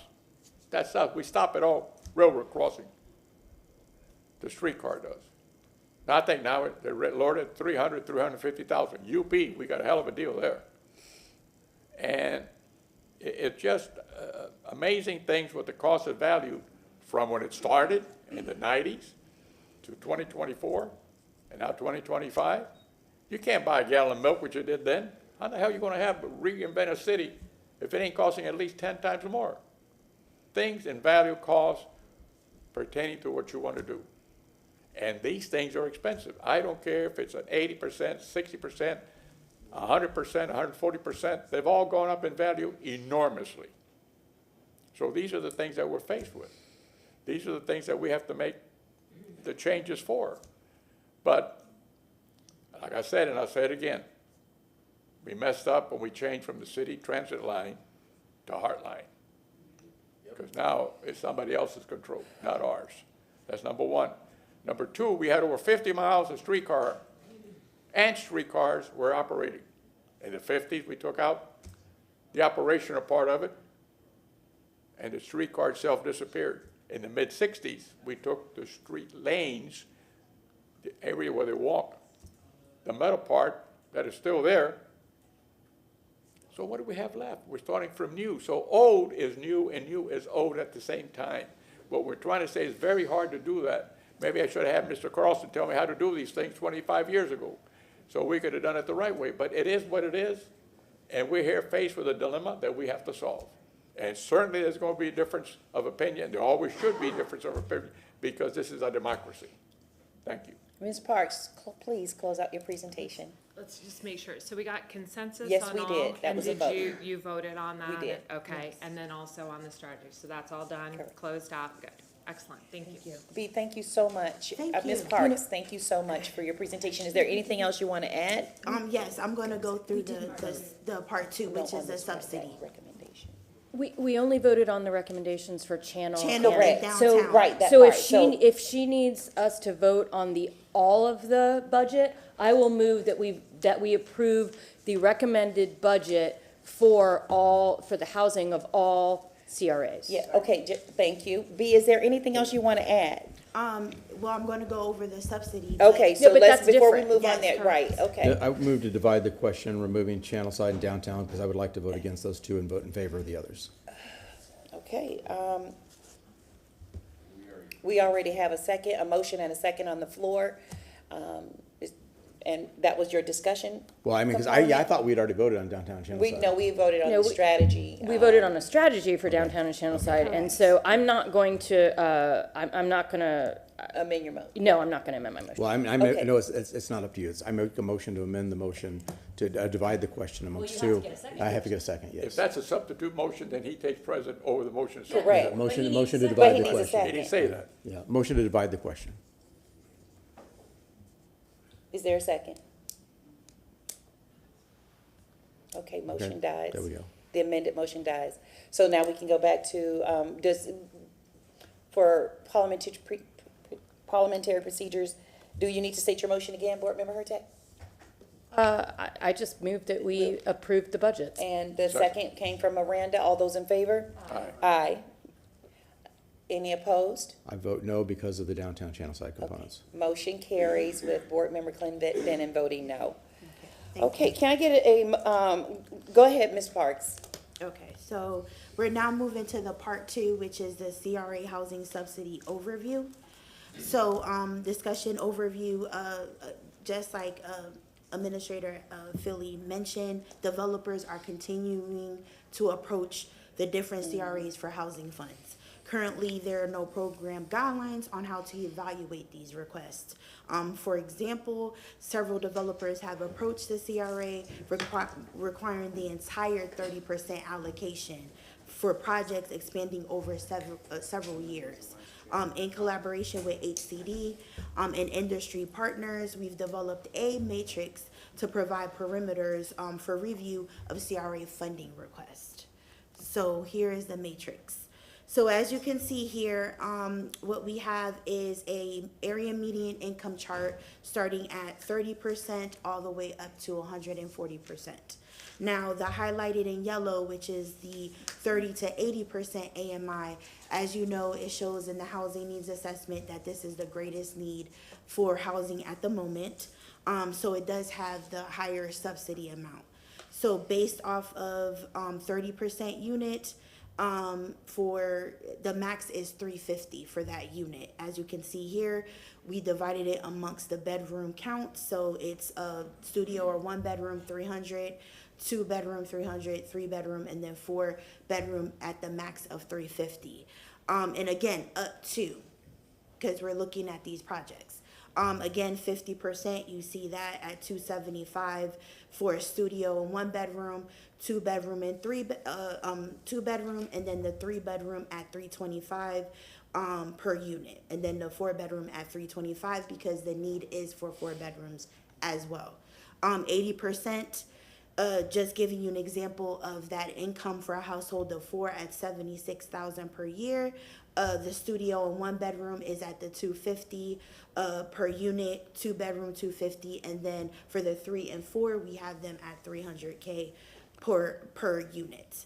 Then when we go up to the 120% AMI, again 120 and 140 is the workforce population. We're at the 125 for the studio and 1 bedroom, the 2 bedroom, and then we increase it to 175 per unit for the 3 and 4 bedroom.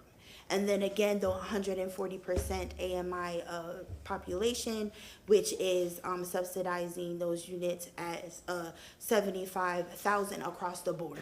Again, when we put money into the transaction, we then restrict that unit for a 50-year affordability period, which you could see is over the life, the life of the CRA. So again, preserving those units. This came from, these numbers are based off of the SHIP maximum subsidy that, of course, that Housing and Community Development put together through their LHAP to the state. So the maximum affordability amount that they set per unit was the $350. And then, of course, as we know, the area of the greatest need is at the 80% and below. So this is the matrix that we're proposing. Now, how does the matrix work? So if looking at 2 examples here, so within the CRA guidelines, again, we want an opportunity to have something that we can say yes, no, or maybe. So in this case, the first deal is they're approaching us with a $4.5 million ask to produce 20 units for 80% affordability. And of course, 50 years of that period, $4.5 million divided by 20 units equals $225 per unit that project will cost. If you go back to the matrix, again, and this is for the 1 and 2 billion bedroom units. So if you go back to the matrix, then you can see for a 1 to 2 bedroom unit, it's under the $250. So in this case, this will be a yes from us saying, yes, it falls under it. We can do it. We have the money available for it. So let's go. Let's move forward with that project. So a no example, if they come to us and again for the same amount of units for 80% AMI, and they're now requesting us $6 million from us. So 6 million divided by 20 units, we're looking at 300 K per unit. And again, they're just producing the 1 to 2 unit bedroom units. So if you come over here, that actually exceeds the 1 to 2 bedroom, if you can see that, because the max is 250. So again, this will be a no. No, it goes over. But what happens if it's a maybe? So moving on to this slide, the reason for the matrix is to set the expectations for the development community. They're knocking on our door rapidly every single day. The board, what we wanted to bring over to the board is discussing like a 20% amount flexibility for the maximum. So that means that if it does, is within that 20% like area between, the maximum is 250 and then it's 20%, kind of between that 20%, we still want to look at that project. Because if there's not a lot of developers knocking on our door in Drew Park, or there's not a lot of creative housing options, that's what the CRA does. We look at creative projects and we move it forward. So this just allows us, with board discussion, to have like a 20% flexibility amount to make those decisions. So it's still a maybe, depending on the need of that CRA. The matrix ultimately creates a diversified inventory of units. Again, thinking outside the box with different type of affordable units and home types, stimulates more CRA TIF funding. That's very important. So we could continue to have funding to push out to the community and incentivize mixed income, creating a more diverse community, because that's what the C and CRA stands for, community. Any questions about the subsidy? Board Member Carlson. Yeah, I just. And Board Member Miranda. First, I want to thank B. I think you've been working on this a couple of months, and the research you did was outstanding in, putting in the ship numbers and all that. It's something that we've been discussing a long time. The problem that we've had is that you highlighted this in a couple great examples, but the problem is that developers come in and they say, I need $15 million, and another says, I need $10 million. Well, which one is better? We don't know, because there's no criteria. It ultimately would get down to the price per unit, but then they say, well, we have affordable housing, but then it's 140% AMI, which is workforce housing, not affordable housing. And so there's no way to compare apples and apples in this process. And so this, I think, is a great analysis, benchmarked against local and national standards of what the rate should be. And what it should do is get rid of the blind requests. If they want a different kind of thing, like an exterior grant or something, maybe we can look at that. But we shouldn't. I know the staff in the past have felt kind of bullied by developers who said, well, I want to go before the board. Well, we're not going to approve anything anymore if it's just a flat number. We're not in the process of, or we're not in the business of just subsidizing development. We're no longer, I hope, working on the edifice complex. Instead, we're by state law, one of the primary named things that we can do is subsidize affordable housing. So that's what we would do. I also like the fact that you put 50 years. Some of the proposals in the past have been 30 years, and you put 50 years as a constant, which I think is a great thing that you all added. The most important thing is that and you said it here, diversity of inventory.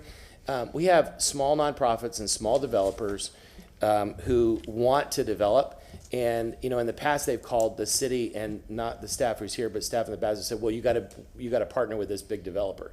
And the communities have complained, why is it that one developer will get 100 units or 1,000 units? And part of that is the chase to numbers, to try to get numbers. But we know from lots of research that intense spatial segregation of poverty is not a good idea. We need diversity of incomes, and a small developer, a small nonprofit can go build a quad or a duplex, or a bigger developer can build 100 units or 200 units. But now they're all in the same playing field. Now they all have the same price. They all have to negotiate they're not gonna negotiate, they're gonna come in and see, here's the chart, how many units you're gonna put in, and then our business is just to look at them, evaluate them, and make sure they did the right thing. The last thing I'll add is, I think we ought to take out the 20% variation. I understand why you all want that, but I think you need a better reason to say no. I think it should just be a flat no, and then here's our chart, and then if you want to come back and get us to update the chart with different figures at some point, then get us to update the chart. But I think you should have the power to say no, because otherwise the 20% is going to be the new norm. If everybody's going to ask for the 20%. So I think it's better not to include that, just to have the chart. And thank you for all your time in doing this. Thank you. Yes, Board Member Miranda. Thank you, and again, I'm sorry. I agree with I was one of lost. my Okay. colleagues. But a developer is just an individual or a company that's got a name. That company doesn't have, in most cases, or as I said, in most cases, a 20-acre land with plumbers and electricians and everything. They have a contact that they've been working with for many years that do different things in development. When you dig the hole, they got somebody who does the foundation. When they put the sand in, that's the second phase of that foundation, and they slap it down, and then the plumber comes in and messes up what they put down. He puts in his plumbing, and then they start the process. Then the concrete people come and top of that and fill it up. So all these things are done by different companies or different individuals that are tied in as a unit, as they should be, to make something on time and on budget. So, I mean, it's difficult to do it, but it's not difficult to try to do it. And we haven't tried to do it. That's my opinion. Because we've been very busy trying to do it. And that's how these things go. So I'm not opposing what Councilmember Carlson said, because that should be the new norm. You should be able to contact and get bids from different individuals, no matter who you are, what color you are, how heavy you are, how skinny you are, or how handsome or how ugly you are, all of it put together, and then you get that scope and you base it on what they produce for the final product, and that's who gets it. It's difficult, I know. It's time-consuming, I know, but it's the fairest thing I know. Thank you very much. Board Member Hurtak, followed by Board Member Clendenin. Oh, no, I was last. Board Member Clendenin, your turn. My turn. Okay, so if we granted staff's request of the 20%, there's $20 million in downtown. We could create 48 units. 48 units in downtown and spend $20 million. Is that correct? If, 410, well, $410,000 a unit. 410,000. With the 20% increase of 350 times, with 20% would be It only- $410,000 per subsidy per unit. 350 plus 20%, that's $70,000, so plus 70 plus For- 350 is For I'm sorry, 4-bedroom, 420. for, if you did all 4-bedroom Right. units. But that would be at staff's- the maximum subsidization. That'd be staff's privilege to be able to approve that project. If a developer came through and said, I'm gonna develop 40, actually, I think they did the numbers with 410s, so it was actually less than 48, so let's say 47. If the developer came through and said, we're gonna develop a project with 47 units of 3-bedroom units, staff would have the authority to say yes to that, and we would spend $20 million on 47 units.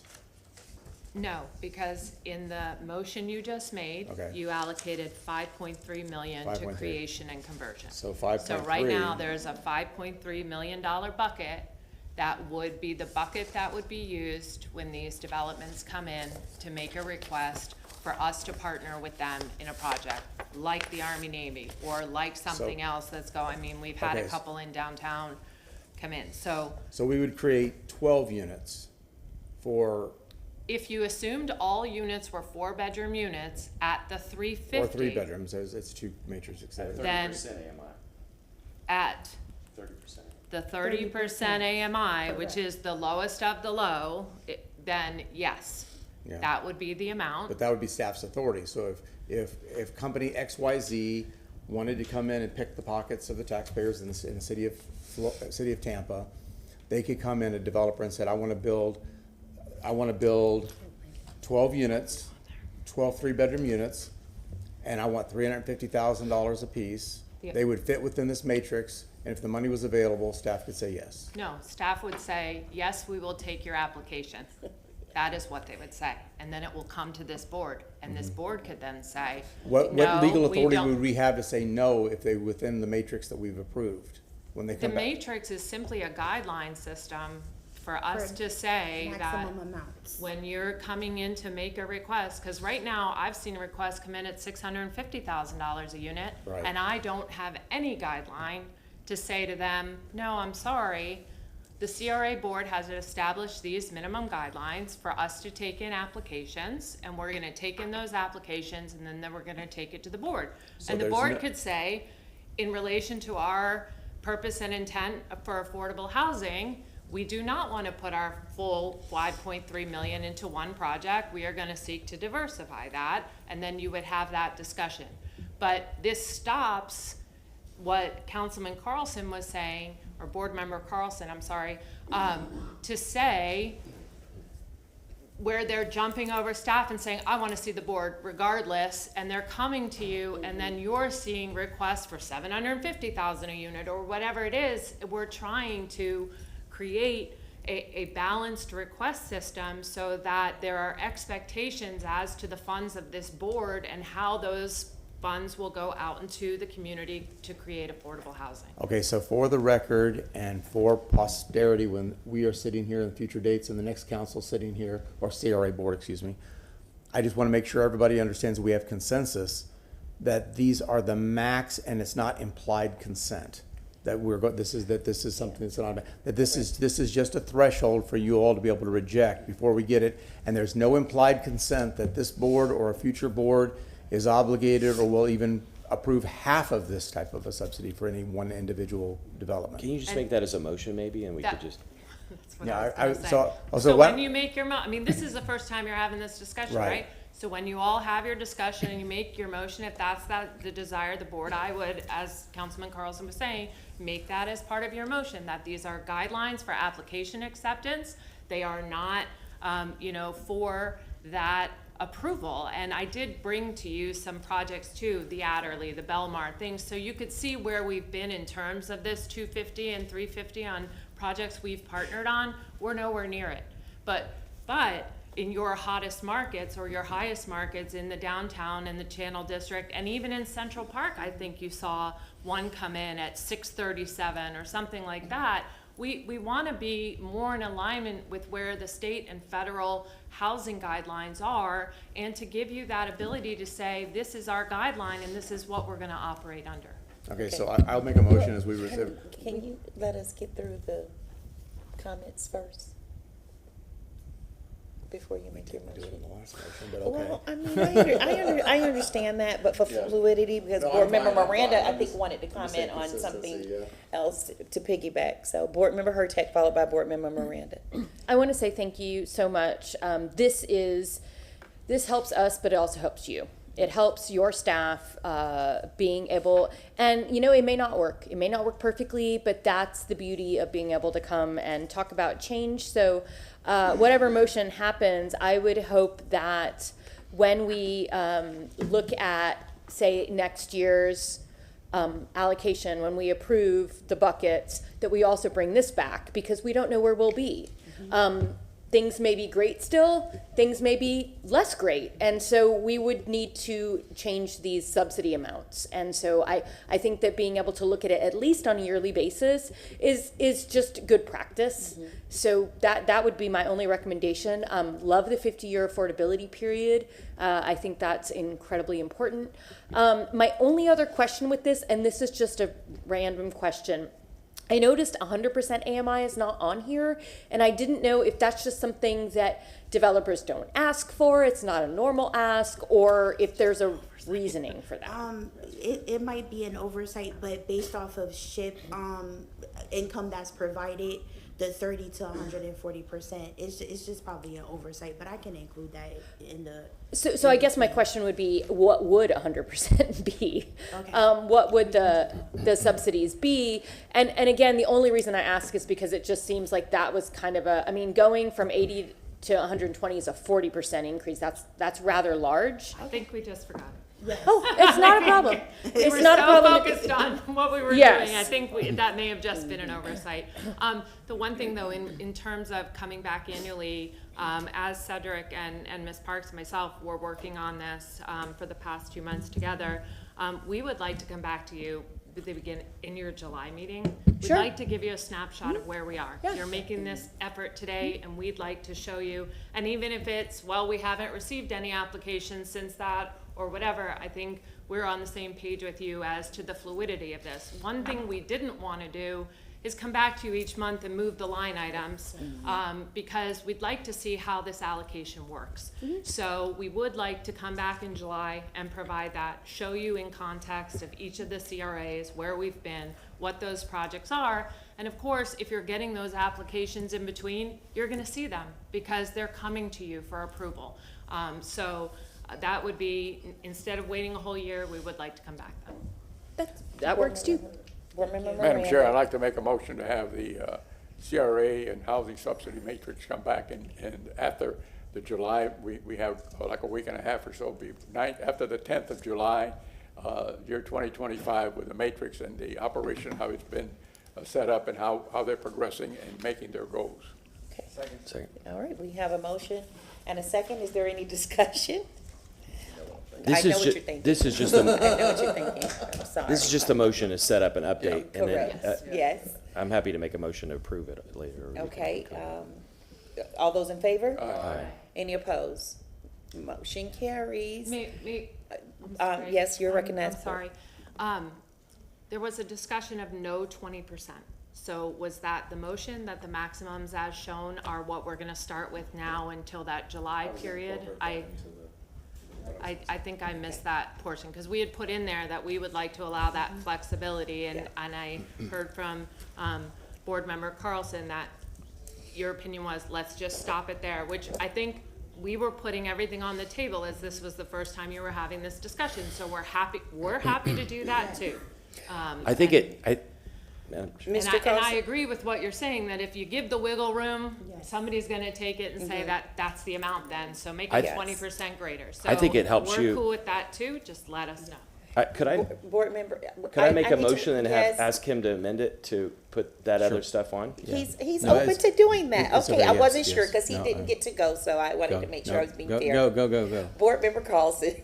No, I'd just like to make a motion to approve the matrix as a guideline for the maximum subsidies for affordable housing. Is there a second? With the addition of what Mr. Clinton and. So I'll make a second and then motion to amend. Okay. So I motion to amend that strike the 20% allocation, and that this motion is a guideline for staff for pre-approval, and by no means that this city CRA is going to approve at these rates. Okay, is there a second? Second. Okay, there is a motion on the floor, an amended motion and seconded. All those in favor? Aye. Any opposed? Motion carries. I apologize publicly, because I should have let you make your motion. It's all good. Yeah, I know, but you know. It's all good. It's all good. Okay, thank you so much. Thank you so much for No, that. be great work. I really appreciate you and the briefing that we had yesterday on that. CRA attorney, Mr. Shepherd, do you have anything to say from a legal standpoint regarding anything that we just discussed?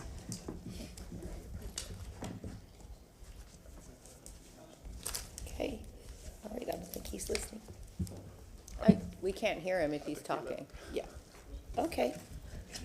Okay, couldn't get myself off mute. It's okay. No, ma'am. Thank you so It was much. fascinating, but I'm good.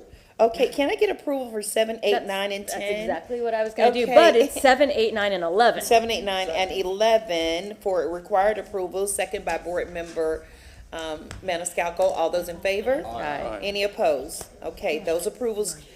Carrie, what y'all want to do first? Address. Let's do it. Address number. I'm sorry. Ms. Parks wasn't finished. Oh, okay. I'm sorry. Let Go me ahead. just finish the presentation because I want to share some great news here. Oh, go ahead. Gosh. So, I want to discuss the the first ever East Tampa CRA infield program. Yeah. So again, the Tampa CRA will be soliciting proposals from qualified developers for the construction, Yes. marketing, and selling of single-family, attached single-family detached homes on infill lots within the East Tampa CRA. As you know, we have lots still available. I'm hoping that the proposed release date is no later than April of 2025. RFP will include 14 lots, Density allows for up to 28 units for that. The program is intended to eliminate slum and blight by providing affordable housing opportunities for income eligible individuals or households.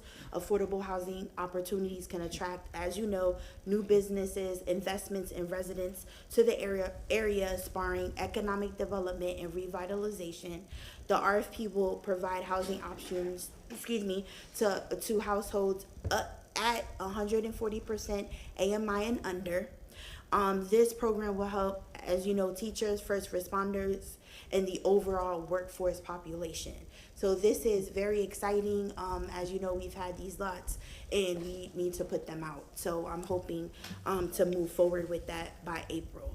Another item, I want to thank you guys for the approval of the subsidies because now business is open. But along with that, me and my staff are running into issues with, as it concerns to the down payment assistance for all areas, just not East Tampa. Before, the previous board approved the East Tampa down payment assistance by itself. So I'm looking for some type of motion or approval to align the Tampa CRA Housing Division with the City of Tampa's Housing Community Development Department, integrating the housing rehab program, down payment assistance, and the infill development across all of the CRA districts. I don't have that in place, so. Yes, Board Member Hurtak, then followed by Thank Board Member you. Clinton. So all this, the only thing you're asking for here is to have the same criteria. Correct. Or, I'm sorry, not the same criteria, the same process. So that if someone calls in and wants help with homeowner occupied rehab, someone could take, somebody could take that information and then feed it to either regular housing or CRA housing. Correct, and that's what's happening now. So when a Okay. person comes in for the applications that came in for the HRRP program, we are looking at, of course, the address, which then determines that it's within the CRA. If it's city, we do route to the housing individuals at the department who do the rehab work. But yes, it's just making sure that we can align with those programs because those systems are already in place. They're a housing community development and they've been working well. And what we aren't doing is giving any extra, we aren't letting any of the CRA questions or any of, we're not giving that to the city. We're just aligning it so we're asking the same questions in each of these three buckets and only these three buckets. Yes.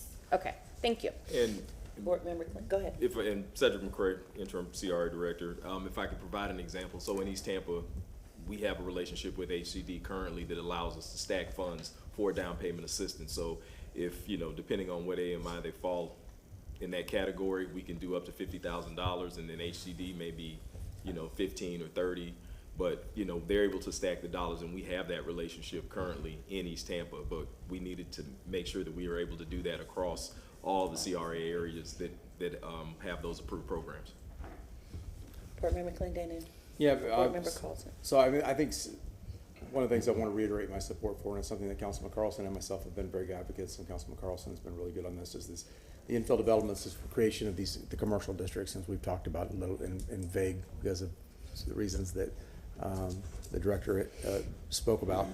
But I think expansion of infill development along these commercial districts is very important, so that we have these higher density areas. We can have neighborhood commercial areas and amenities that people want. So I really support this process. I support the down payment assistance. I support infill development.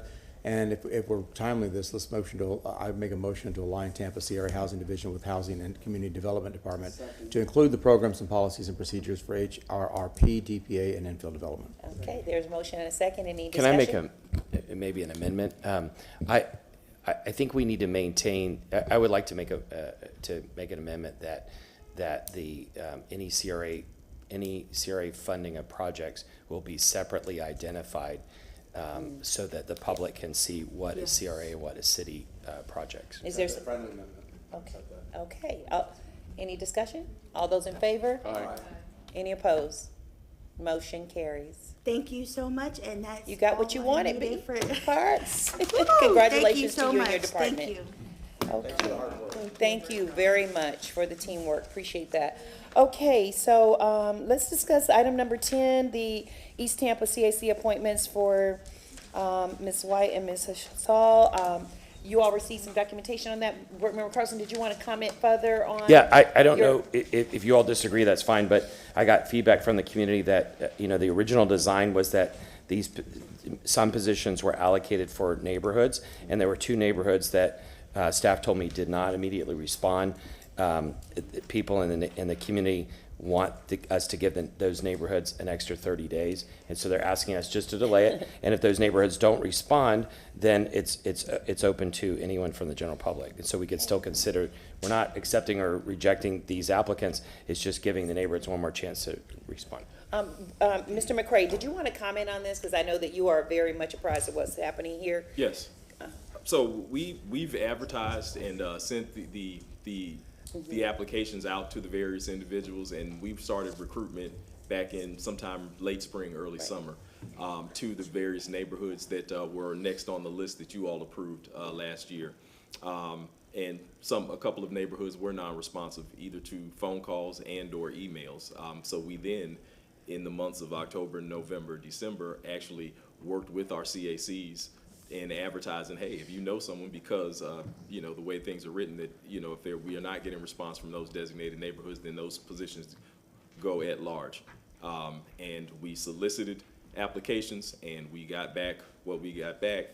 You all have seen applications come before you in recent months, and all of those folks either live and or work or have a vested interest in East Tampa or West Tampa or Drew Park, so on and so forth. Right. Okay. Well, I just want to apologize on behalf of, the applicant and the threatening, calls or communication that was received by one of our applicants. That is not how this process works. We as a board do not support that. And I just want to apologize and to say that if you want to be a part of this and you are approved, then you actually have our blessing through our approval. And so we do not encourage anyone to be placed in a position where they're uncomfortable wanting to support their community. Is there a motion to approve or to, yes, Board I'm Member going to make a Miranda. motion to approve, and I'll tell you why. Substitute would have been, if I heard correctly, this started in the summer of '24. It's been through the process, and in October or November, whatever it was, what month, you bore it down, and these are the 2 at the end that got selected. Am I correct? Correct. I don't think we need any more time. But Yeah. Is there a second for that? Okay. All those in favor? Aye. Aye. Any opposed? Motion carries. Thank you for that explanation. I appreciate that. Now, you want to say something, Board Member? No, I was just going to ask you, I don't know what you were talking about a minute ago, and maybe you don't want to say more, but Yeah, I don't know the anything about applicant received threatening communication indicating that they should not serve.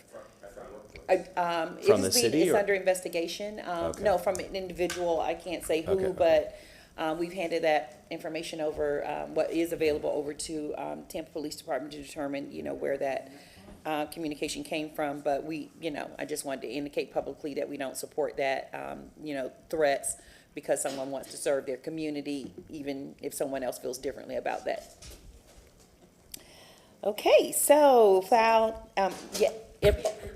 yes, we did, thank you. We had 4, so, no problem. Okay, file number CRA 2511191, the West Riverwalk project. It is on the approvals list, but we did pull it. It is a $10 million project.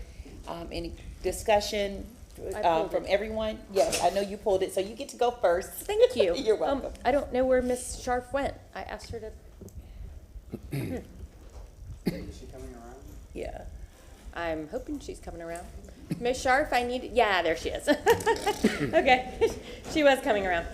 Okay, not quite yet. So I wanted to start by saying I know that this was a $10 million, and if, Mr. McCray, if I'm correct, they're asking for $3.3 million over 3 years. Correct. Okay, so I think that's a great place to start. And then I didn't quite give this to her, but we went ahead and pulled the budget here. Can you pass that to Mr.? I just really want folks to understand what we're approving here. And so on the board, this is the budget for West Tampa. This year, they made $8.9 million. That's what they're bringing in for FY 2025. So if you take $3.3 million off of that, you end up with 5.6 million. Okay. So what we did is pull the request for all the types of work that West Tampa is asking to do. This is the CACs and what these are the projects that they want to do. Salsina's Park improvement, $1.3 million. Ray Park improvement, $4 million. Buying property, street opening, a Moves Quick Build projects. Flip it, please.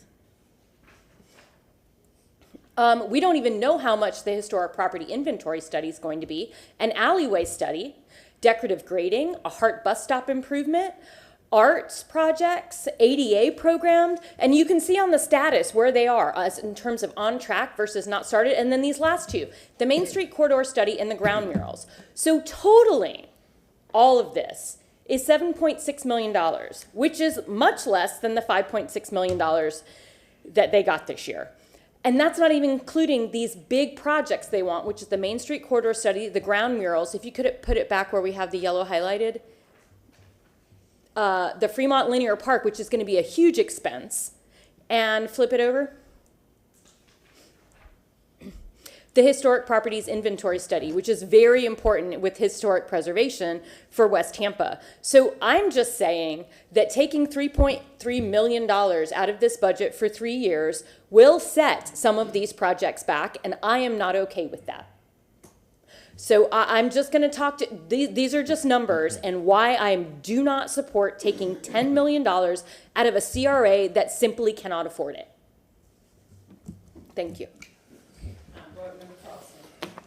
Yeah, we've seen folks like Ms. Fenton, who came, very well-respected leader in West Tampa, who came in defense of West Tampa. This did not start as a West Tampa project.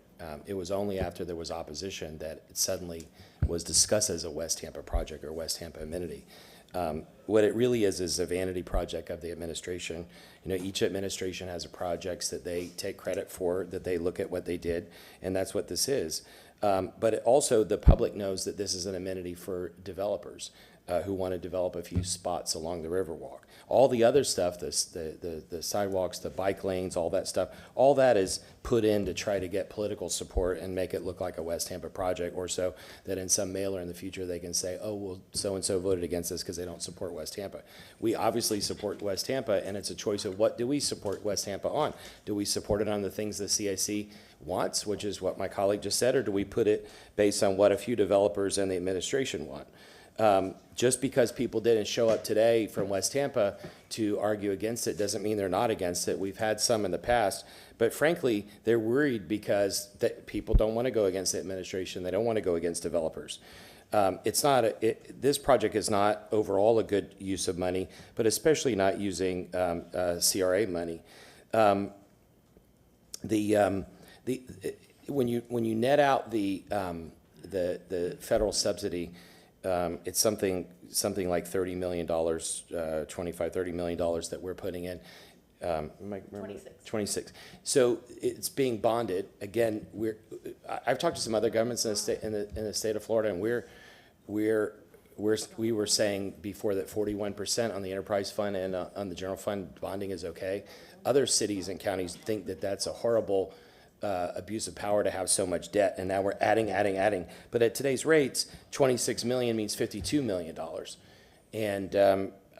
and why would we spend $52 million on something that is nice to have, that's an amenity? If they separated it and said we want you to pay for the bike lanes and other things in West Tampa, I'd vote for it. But if you want to do it to build the Riverwalk, which some of the parties along there don't want, I don't support that. In the future, it would be great to have a Riverwalk on the west side, but right now our roads are falling apart. We haven't done proper maintenance on the stormwater system in looks like decades, even though a new tax was passed. There's all kinds of major problems that people want. If we have so much money, if we can bond $26 million, let's bond money to fix those problems that people want. Why are we doing something just so we can add it to a video in 2 years to say, look at what we all accomplished? I'd rather be able to tell the public what we accomplished was getting your roads paved and protecting your houses from getting flooded. Thank you. Yes, please. I'm just making some notes. Let me just speak on this for a second. Ybor City had three things: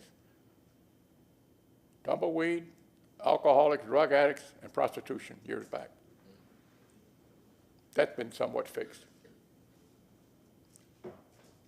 With a gamble back in the Greco administration back in the 90s. Convention Center was built without a convention hotel. That was a smart move. We were losing $4 to $5 million a year. On another smart move, real smart move, Mayor Greco got the Marriott waterfront with the salesmanship to build. We weren't even in the top 100 to get it built. That brought on what? Inspiration of other hotels. Hell, if it's good enough for the Marriott, we got to go discover what Tampa has. So that started the building of other hotels. We never had a 5-star hotel. You do now. Let's go further. The Strass Center was voted down by the people.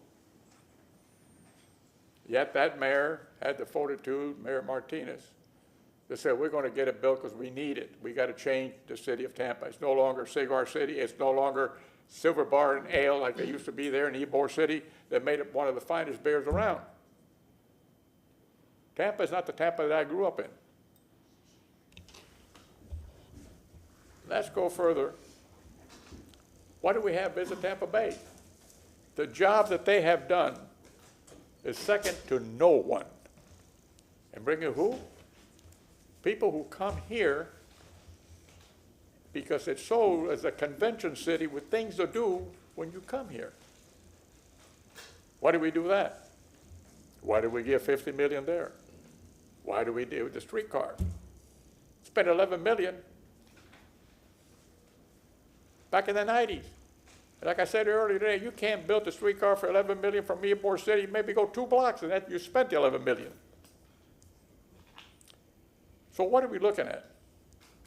You know, when you come from an area that had little, not because they wanted to, because you talk about 20%, 40%, 80% MI, they were all on the same level, broke. So they had the Tampa Housing Authority. A lot of doctors came out of there. A lot of individuals came out of there. And along that perimeter, we only had one park, Cascaden Park. Boys and girls. But that thing was run by the city. You had Miss Mexico for the girls and Mr. Andres Polita for the boys. There was never a fight there. One of the, Judy, I forget Judy's last name now, rose up into tennis, wrecking and tennis and being a fantastic tennis player.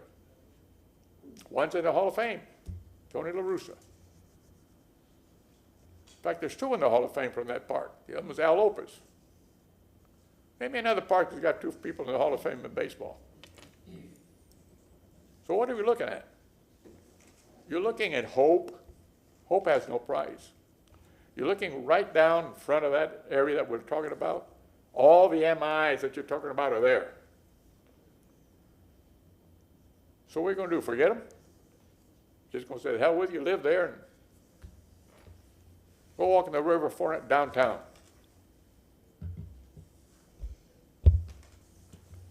That is more likely the less connection between from Ballast Point all the way to West Tampa. And we need something for those young people to walk on. They can walk all the way as far as they want. It's 5 miles now, I think. Maybe it'll be 6 miles by the time it's finished. So what is that worth? What is growing up and not having what your neighbor has sometimes can be disturbing. With me, it wasn't, because I didn't give a damn about having anything. So I just want to go out and work, do my thing, and do it right. So I'm going to support this because it's a last link to have neighborhoods both in West Tampa and in Tampa Heights that they can see and feel something and not get left out. There's a value to certain things in life that money can't buy. And that's hope, disparity, you don't want to get out, you want to leave, and you want to have the opportunity to do what somebody else is doing. You see it, and you want it, you just can't get it. There's a railroad track that runs, and every city in America has got one thing that's common. You know what that is? That no neighborhood's the same. Everyone has different MIs in it, but some don't have any. And that's wonderful. I agree with all that. So why are we going to sit here and say, I'm not going to vote against this because it's too much money? What does it cost to have somebody in jail? Possibility could exist that this is just a breaking point to have somebody get inspiration to stay in school, to do their duties. You know, my parents never went to school. They went to the 3rd grade. In fact, I'm more likely to hold the record in getting expelled in my first year of school, only because I didn't know English. I jumped out the window for 2 weeks in a row. So I'm going to give somebody a hand up or a push down. My vote is for a hand up. Thank you, Madam Chair. Board Member Clendenin, and then I'll make my comments. Yes, I'm going to start by saying, I'll quote our chair, because I've heard her say this on numerous occasions, is, you know what, West Tampa deserves this. We invest in many areas of the city, and there's some areas that we don't. People that live in that area, you know, I think Councilman Miranda, you know, kind of echoed that in his remarks. Part of this, I think, is a nomenclature issue. I think some of the opposition I hear is, you know, this is titled the West Riverwalk Multimodal Network Construction. Well, everybody looks at the current Riverwalk, and it's kind of fancy and a whole bunch of bells and whistles. Well, what I'm seeing in this Riverwalk is less bells and whistles and more of the mixed modal transportation network. So we're creating a linear park and sidewalk that gives people in these neighborhoods and adjacent neighborhoods an opportunity to safely transit these neighborhoods, and a place for kids to go and walk and ride their bikes and, you know, I think this is going to be a vital element in these neighborhoods. And yes, it's going to provide some opportunity for construction of houses, because you know what? You look over at Dunedin and their trail system, and you look at some of the amenities that have been built around these things. So that's going to increase TIF. And you know, what's getting lost in this discussion is how much of this is the city of Tampa is not paying for, that we're getting a lot of outside money to do this.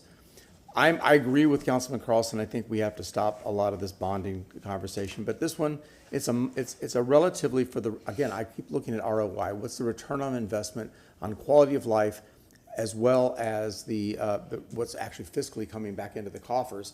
And I think the balance on this project is there. I think it's justifiable. I see the value for the neighborhood. I see the value for the city. And you know, the best time to do projects is now. I mean, I don't know how many times we look back and we say, oh, you know, and how much the streetcar cost in year, whatever it was, we built that, Charlie. It's never going to be better than today. It's never going to be cheaper than today. Even though the interest rates are higher, it's never going to be, and we know we can always refinance if the interest rates come down, but it's never going to be cheaper than today. The best time to do all of these things is today, because 10 years from now, people will look back and say, how come you didn't do that 10 years ago? How come that council or that CRA board didn't do this?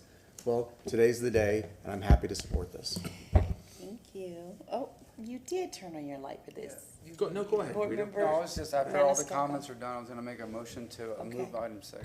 Oh, great. After the comments are done. Okay, thank you. Did you want to say something about it? Thank you. Well, you know, it's District 5. I can't be silent. 4 of us went to the fan meeting last week, and it comprised of, you know, leaders of the community. And interesting enough, one of the people who was very vocal about, you know, this being a vanity project said something at that particular meeting, which was very interesting. She said, I'm not Than, you all are Than, and we represent what you want. So let me tell you what West Tampa wants. The CAC is comprised of 9 neighborhoods, and their board voted 8-2 that they want this.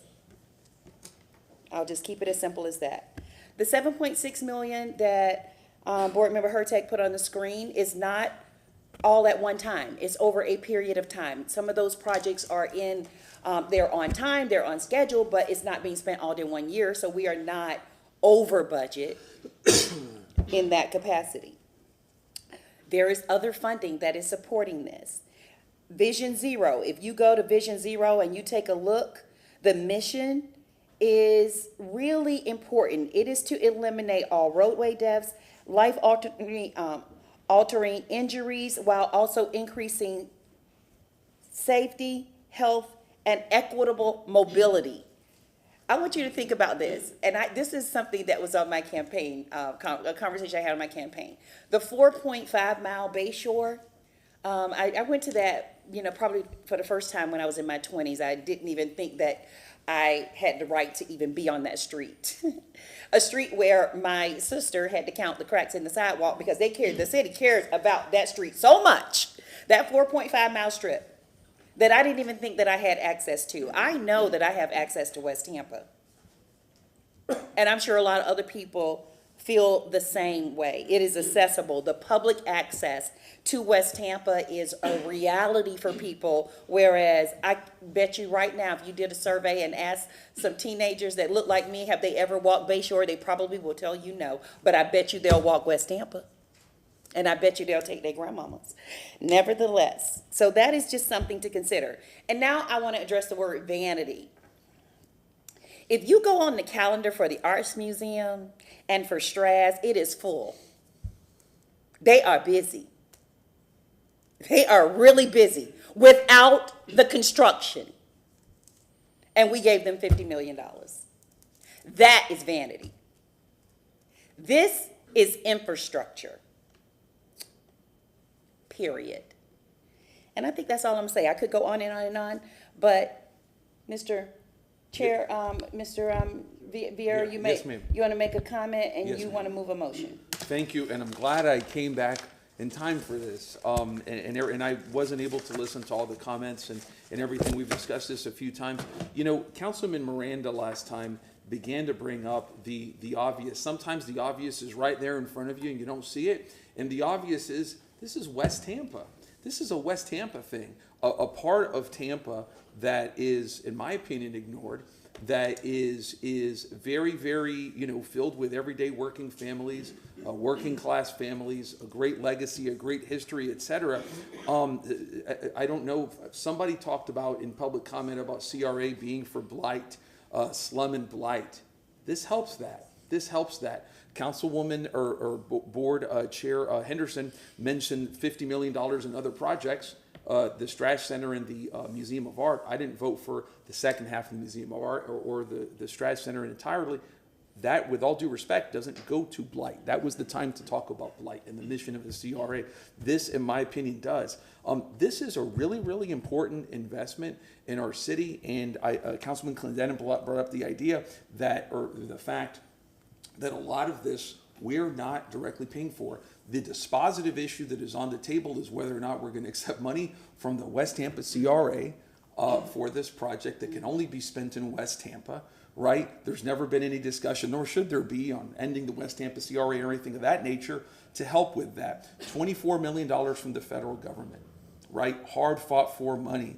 I'm not going to write it, and I say this as a whatever, not to be taken literally, write a $24 million check back to the federal government after we've spent $1 million already on design, and this thing's moving forward. And West Tampa, which has been ignored in so many ways for so long, is going to be looking forward to it, and everything. The idea that we're going to say this project, we're going to put it up against other City of Tampa priorities and say it's either or, I disagree with that 100%. I do. We can walk and chew gum as a city, as a big city. We're a big city. We can deal with our infrastructure, particularly when 60%, roughly, is going to be paid for by the CRA and by the federal government, with the potential of another $4 to $8 million addition, the potential of that.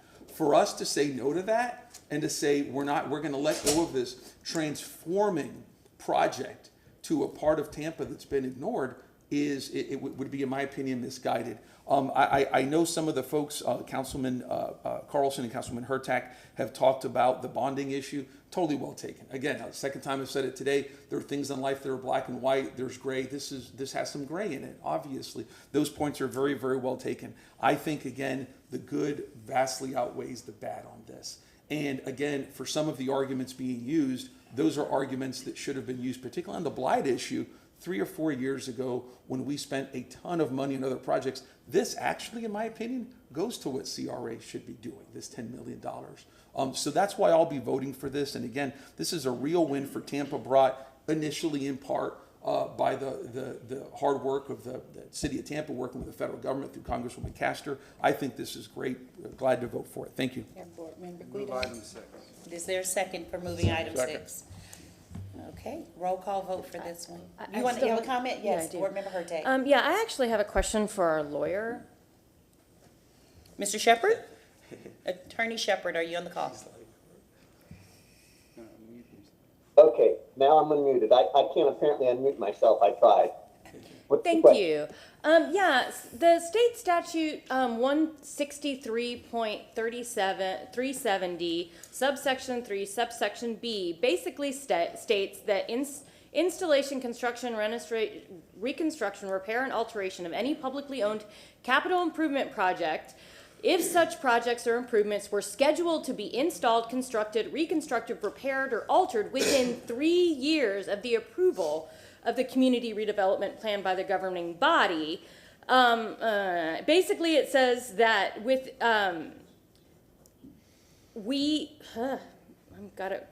my question to you, and I sent this to you in email, was, from my understanding, was that once something's in the CIP and has been there for 3 years, or for more than 3 years, we can't use CRA funding on it. What do you have to say to that? Yeah, I responded that because I wanted to go back and look at the statute, and also there were details that I did not know. And so I have an email, which, by the way, I'll be happy to share with whomever wants to get a copy of it. And I'll cut to the chase. Basically, I'm going off the following facts because I think these are the ones that are relevant. The West Tampa CRA plan was approved by the city in 2015, and the West Riverwalk project didn't exist until sometime, I think, in 2019, meaning it was not in the city CIP in the 3 years prior to approval of the West Tampa CRA plan. And then that the West Riverwalk project is still in the city CIP in 2024. If you read within the current statute, what it says is, and this is one for anybody who's taking notes, 163.3703. The following projects may not be paid for or financed by increment revenues. And B says installation, construction, repair, or alteration of any publicly owned capital improvements or projects if such projects or improvements were scheduled to be installed, constructed, reconstructed, repaired, or altered, and this is the key, within 3 years of the approval of the community redevelopment plan by the governing body pursuant to a previously approved public capital improvement or project schedule or plan. Because the CIP exclusion only applies to projects that were in the CIP, and then there's a quote, within 3 years of approval of the community redevelopment plan, and because that condition is not present under what you're considering here, this exclusion does not apply to the facts as I understand them. So if any of the facts are wrong, then the analysis could be different. But those are the facts I was provided because I didn't have any of them, so I had to go out and get them. So if those facts are correct, this is an okay expenditure. Okay, I just wanted to make sure that we talked about that because this was brought up a couple of times. Thank you. Okay. Move to approve 6. Second. Okay. Roll call vote, please. Miranda? Yes. Carlson? Yes. Hurtak? No. Clendenin? Yes. Maniscalco? Yes. Vieira? Yes. Henderson? Yes. Motion carries with Carlson and Hurtak voting no. Okay. Okay, we have new business. Board Member Miranda? No, ma'am, none. Vieira? No, ma'am. No, ma'am. Guido? No. Hurtak? New business? No. Mr. Carlson? Okay, I have, thank you. So, I have a motion, can I make a motion for accommodation during CRA? Thank you. I can't, that's tonight. Okay, that's tonight. Okay. I would like to motion to approve the Tampa Community Redevelopment Agency Housing Subsidy Matrix in the agreed-upon amounts determined by the CRA Board as of January 16, 2025. We have a motion by Chairwoman Henderson, seconded by Board Member Maniscalco. Any discussion? What is it? Confused. How is that different than what we've already done? Yeah, you did that. We already did it. We already did it. Oh, okay, well, Darlene, why are you handing me this? It's all Did you right. type these? You can do it twice. This is just, because. That's for you. Yeah, but we've already done it. Oh, okay. She has it for clarification. Okay. We got it, okay. Motion to receive and file, second? All those in favor? Motion, meeting adjourned. Thank you. You went and typed those up? Why? Who told you to do that?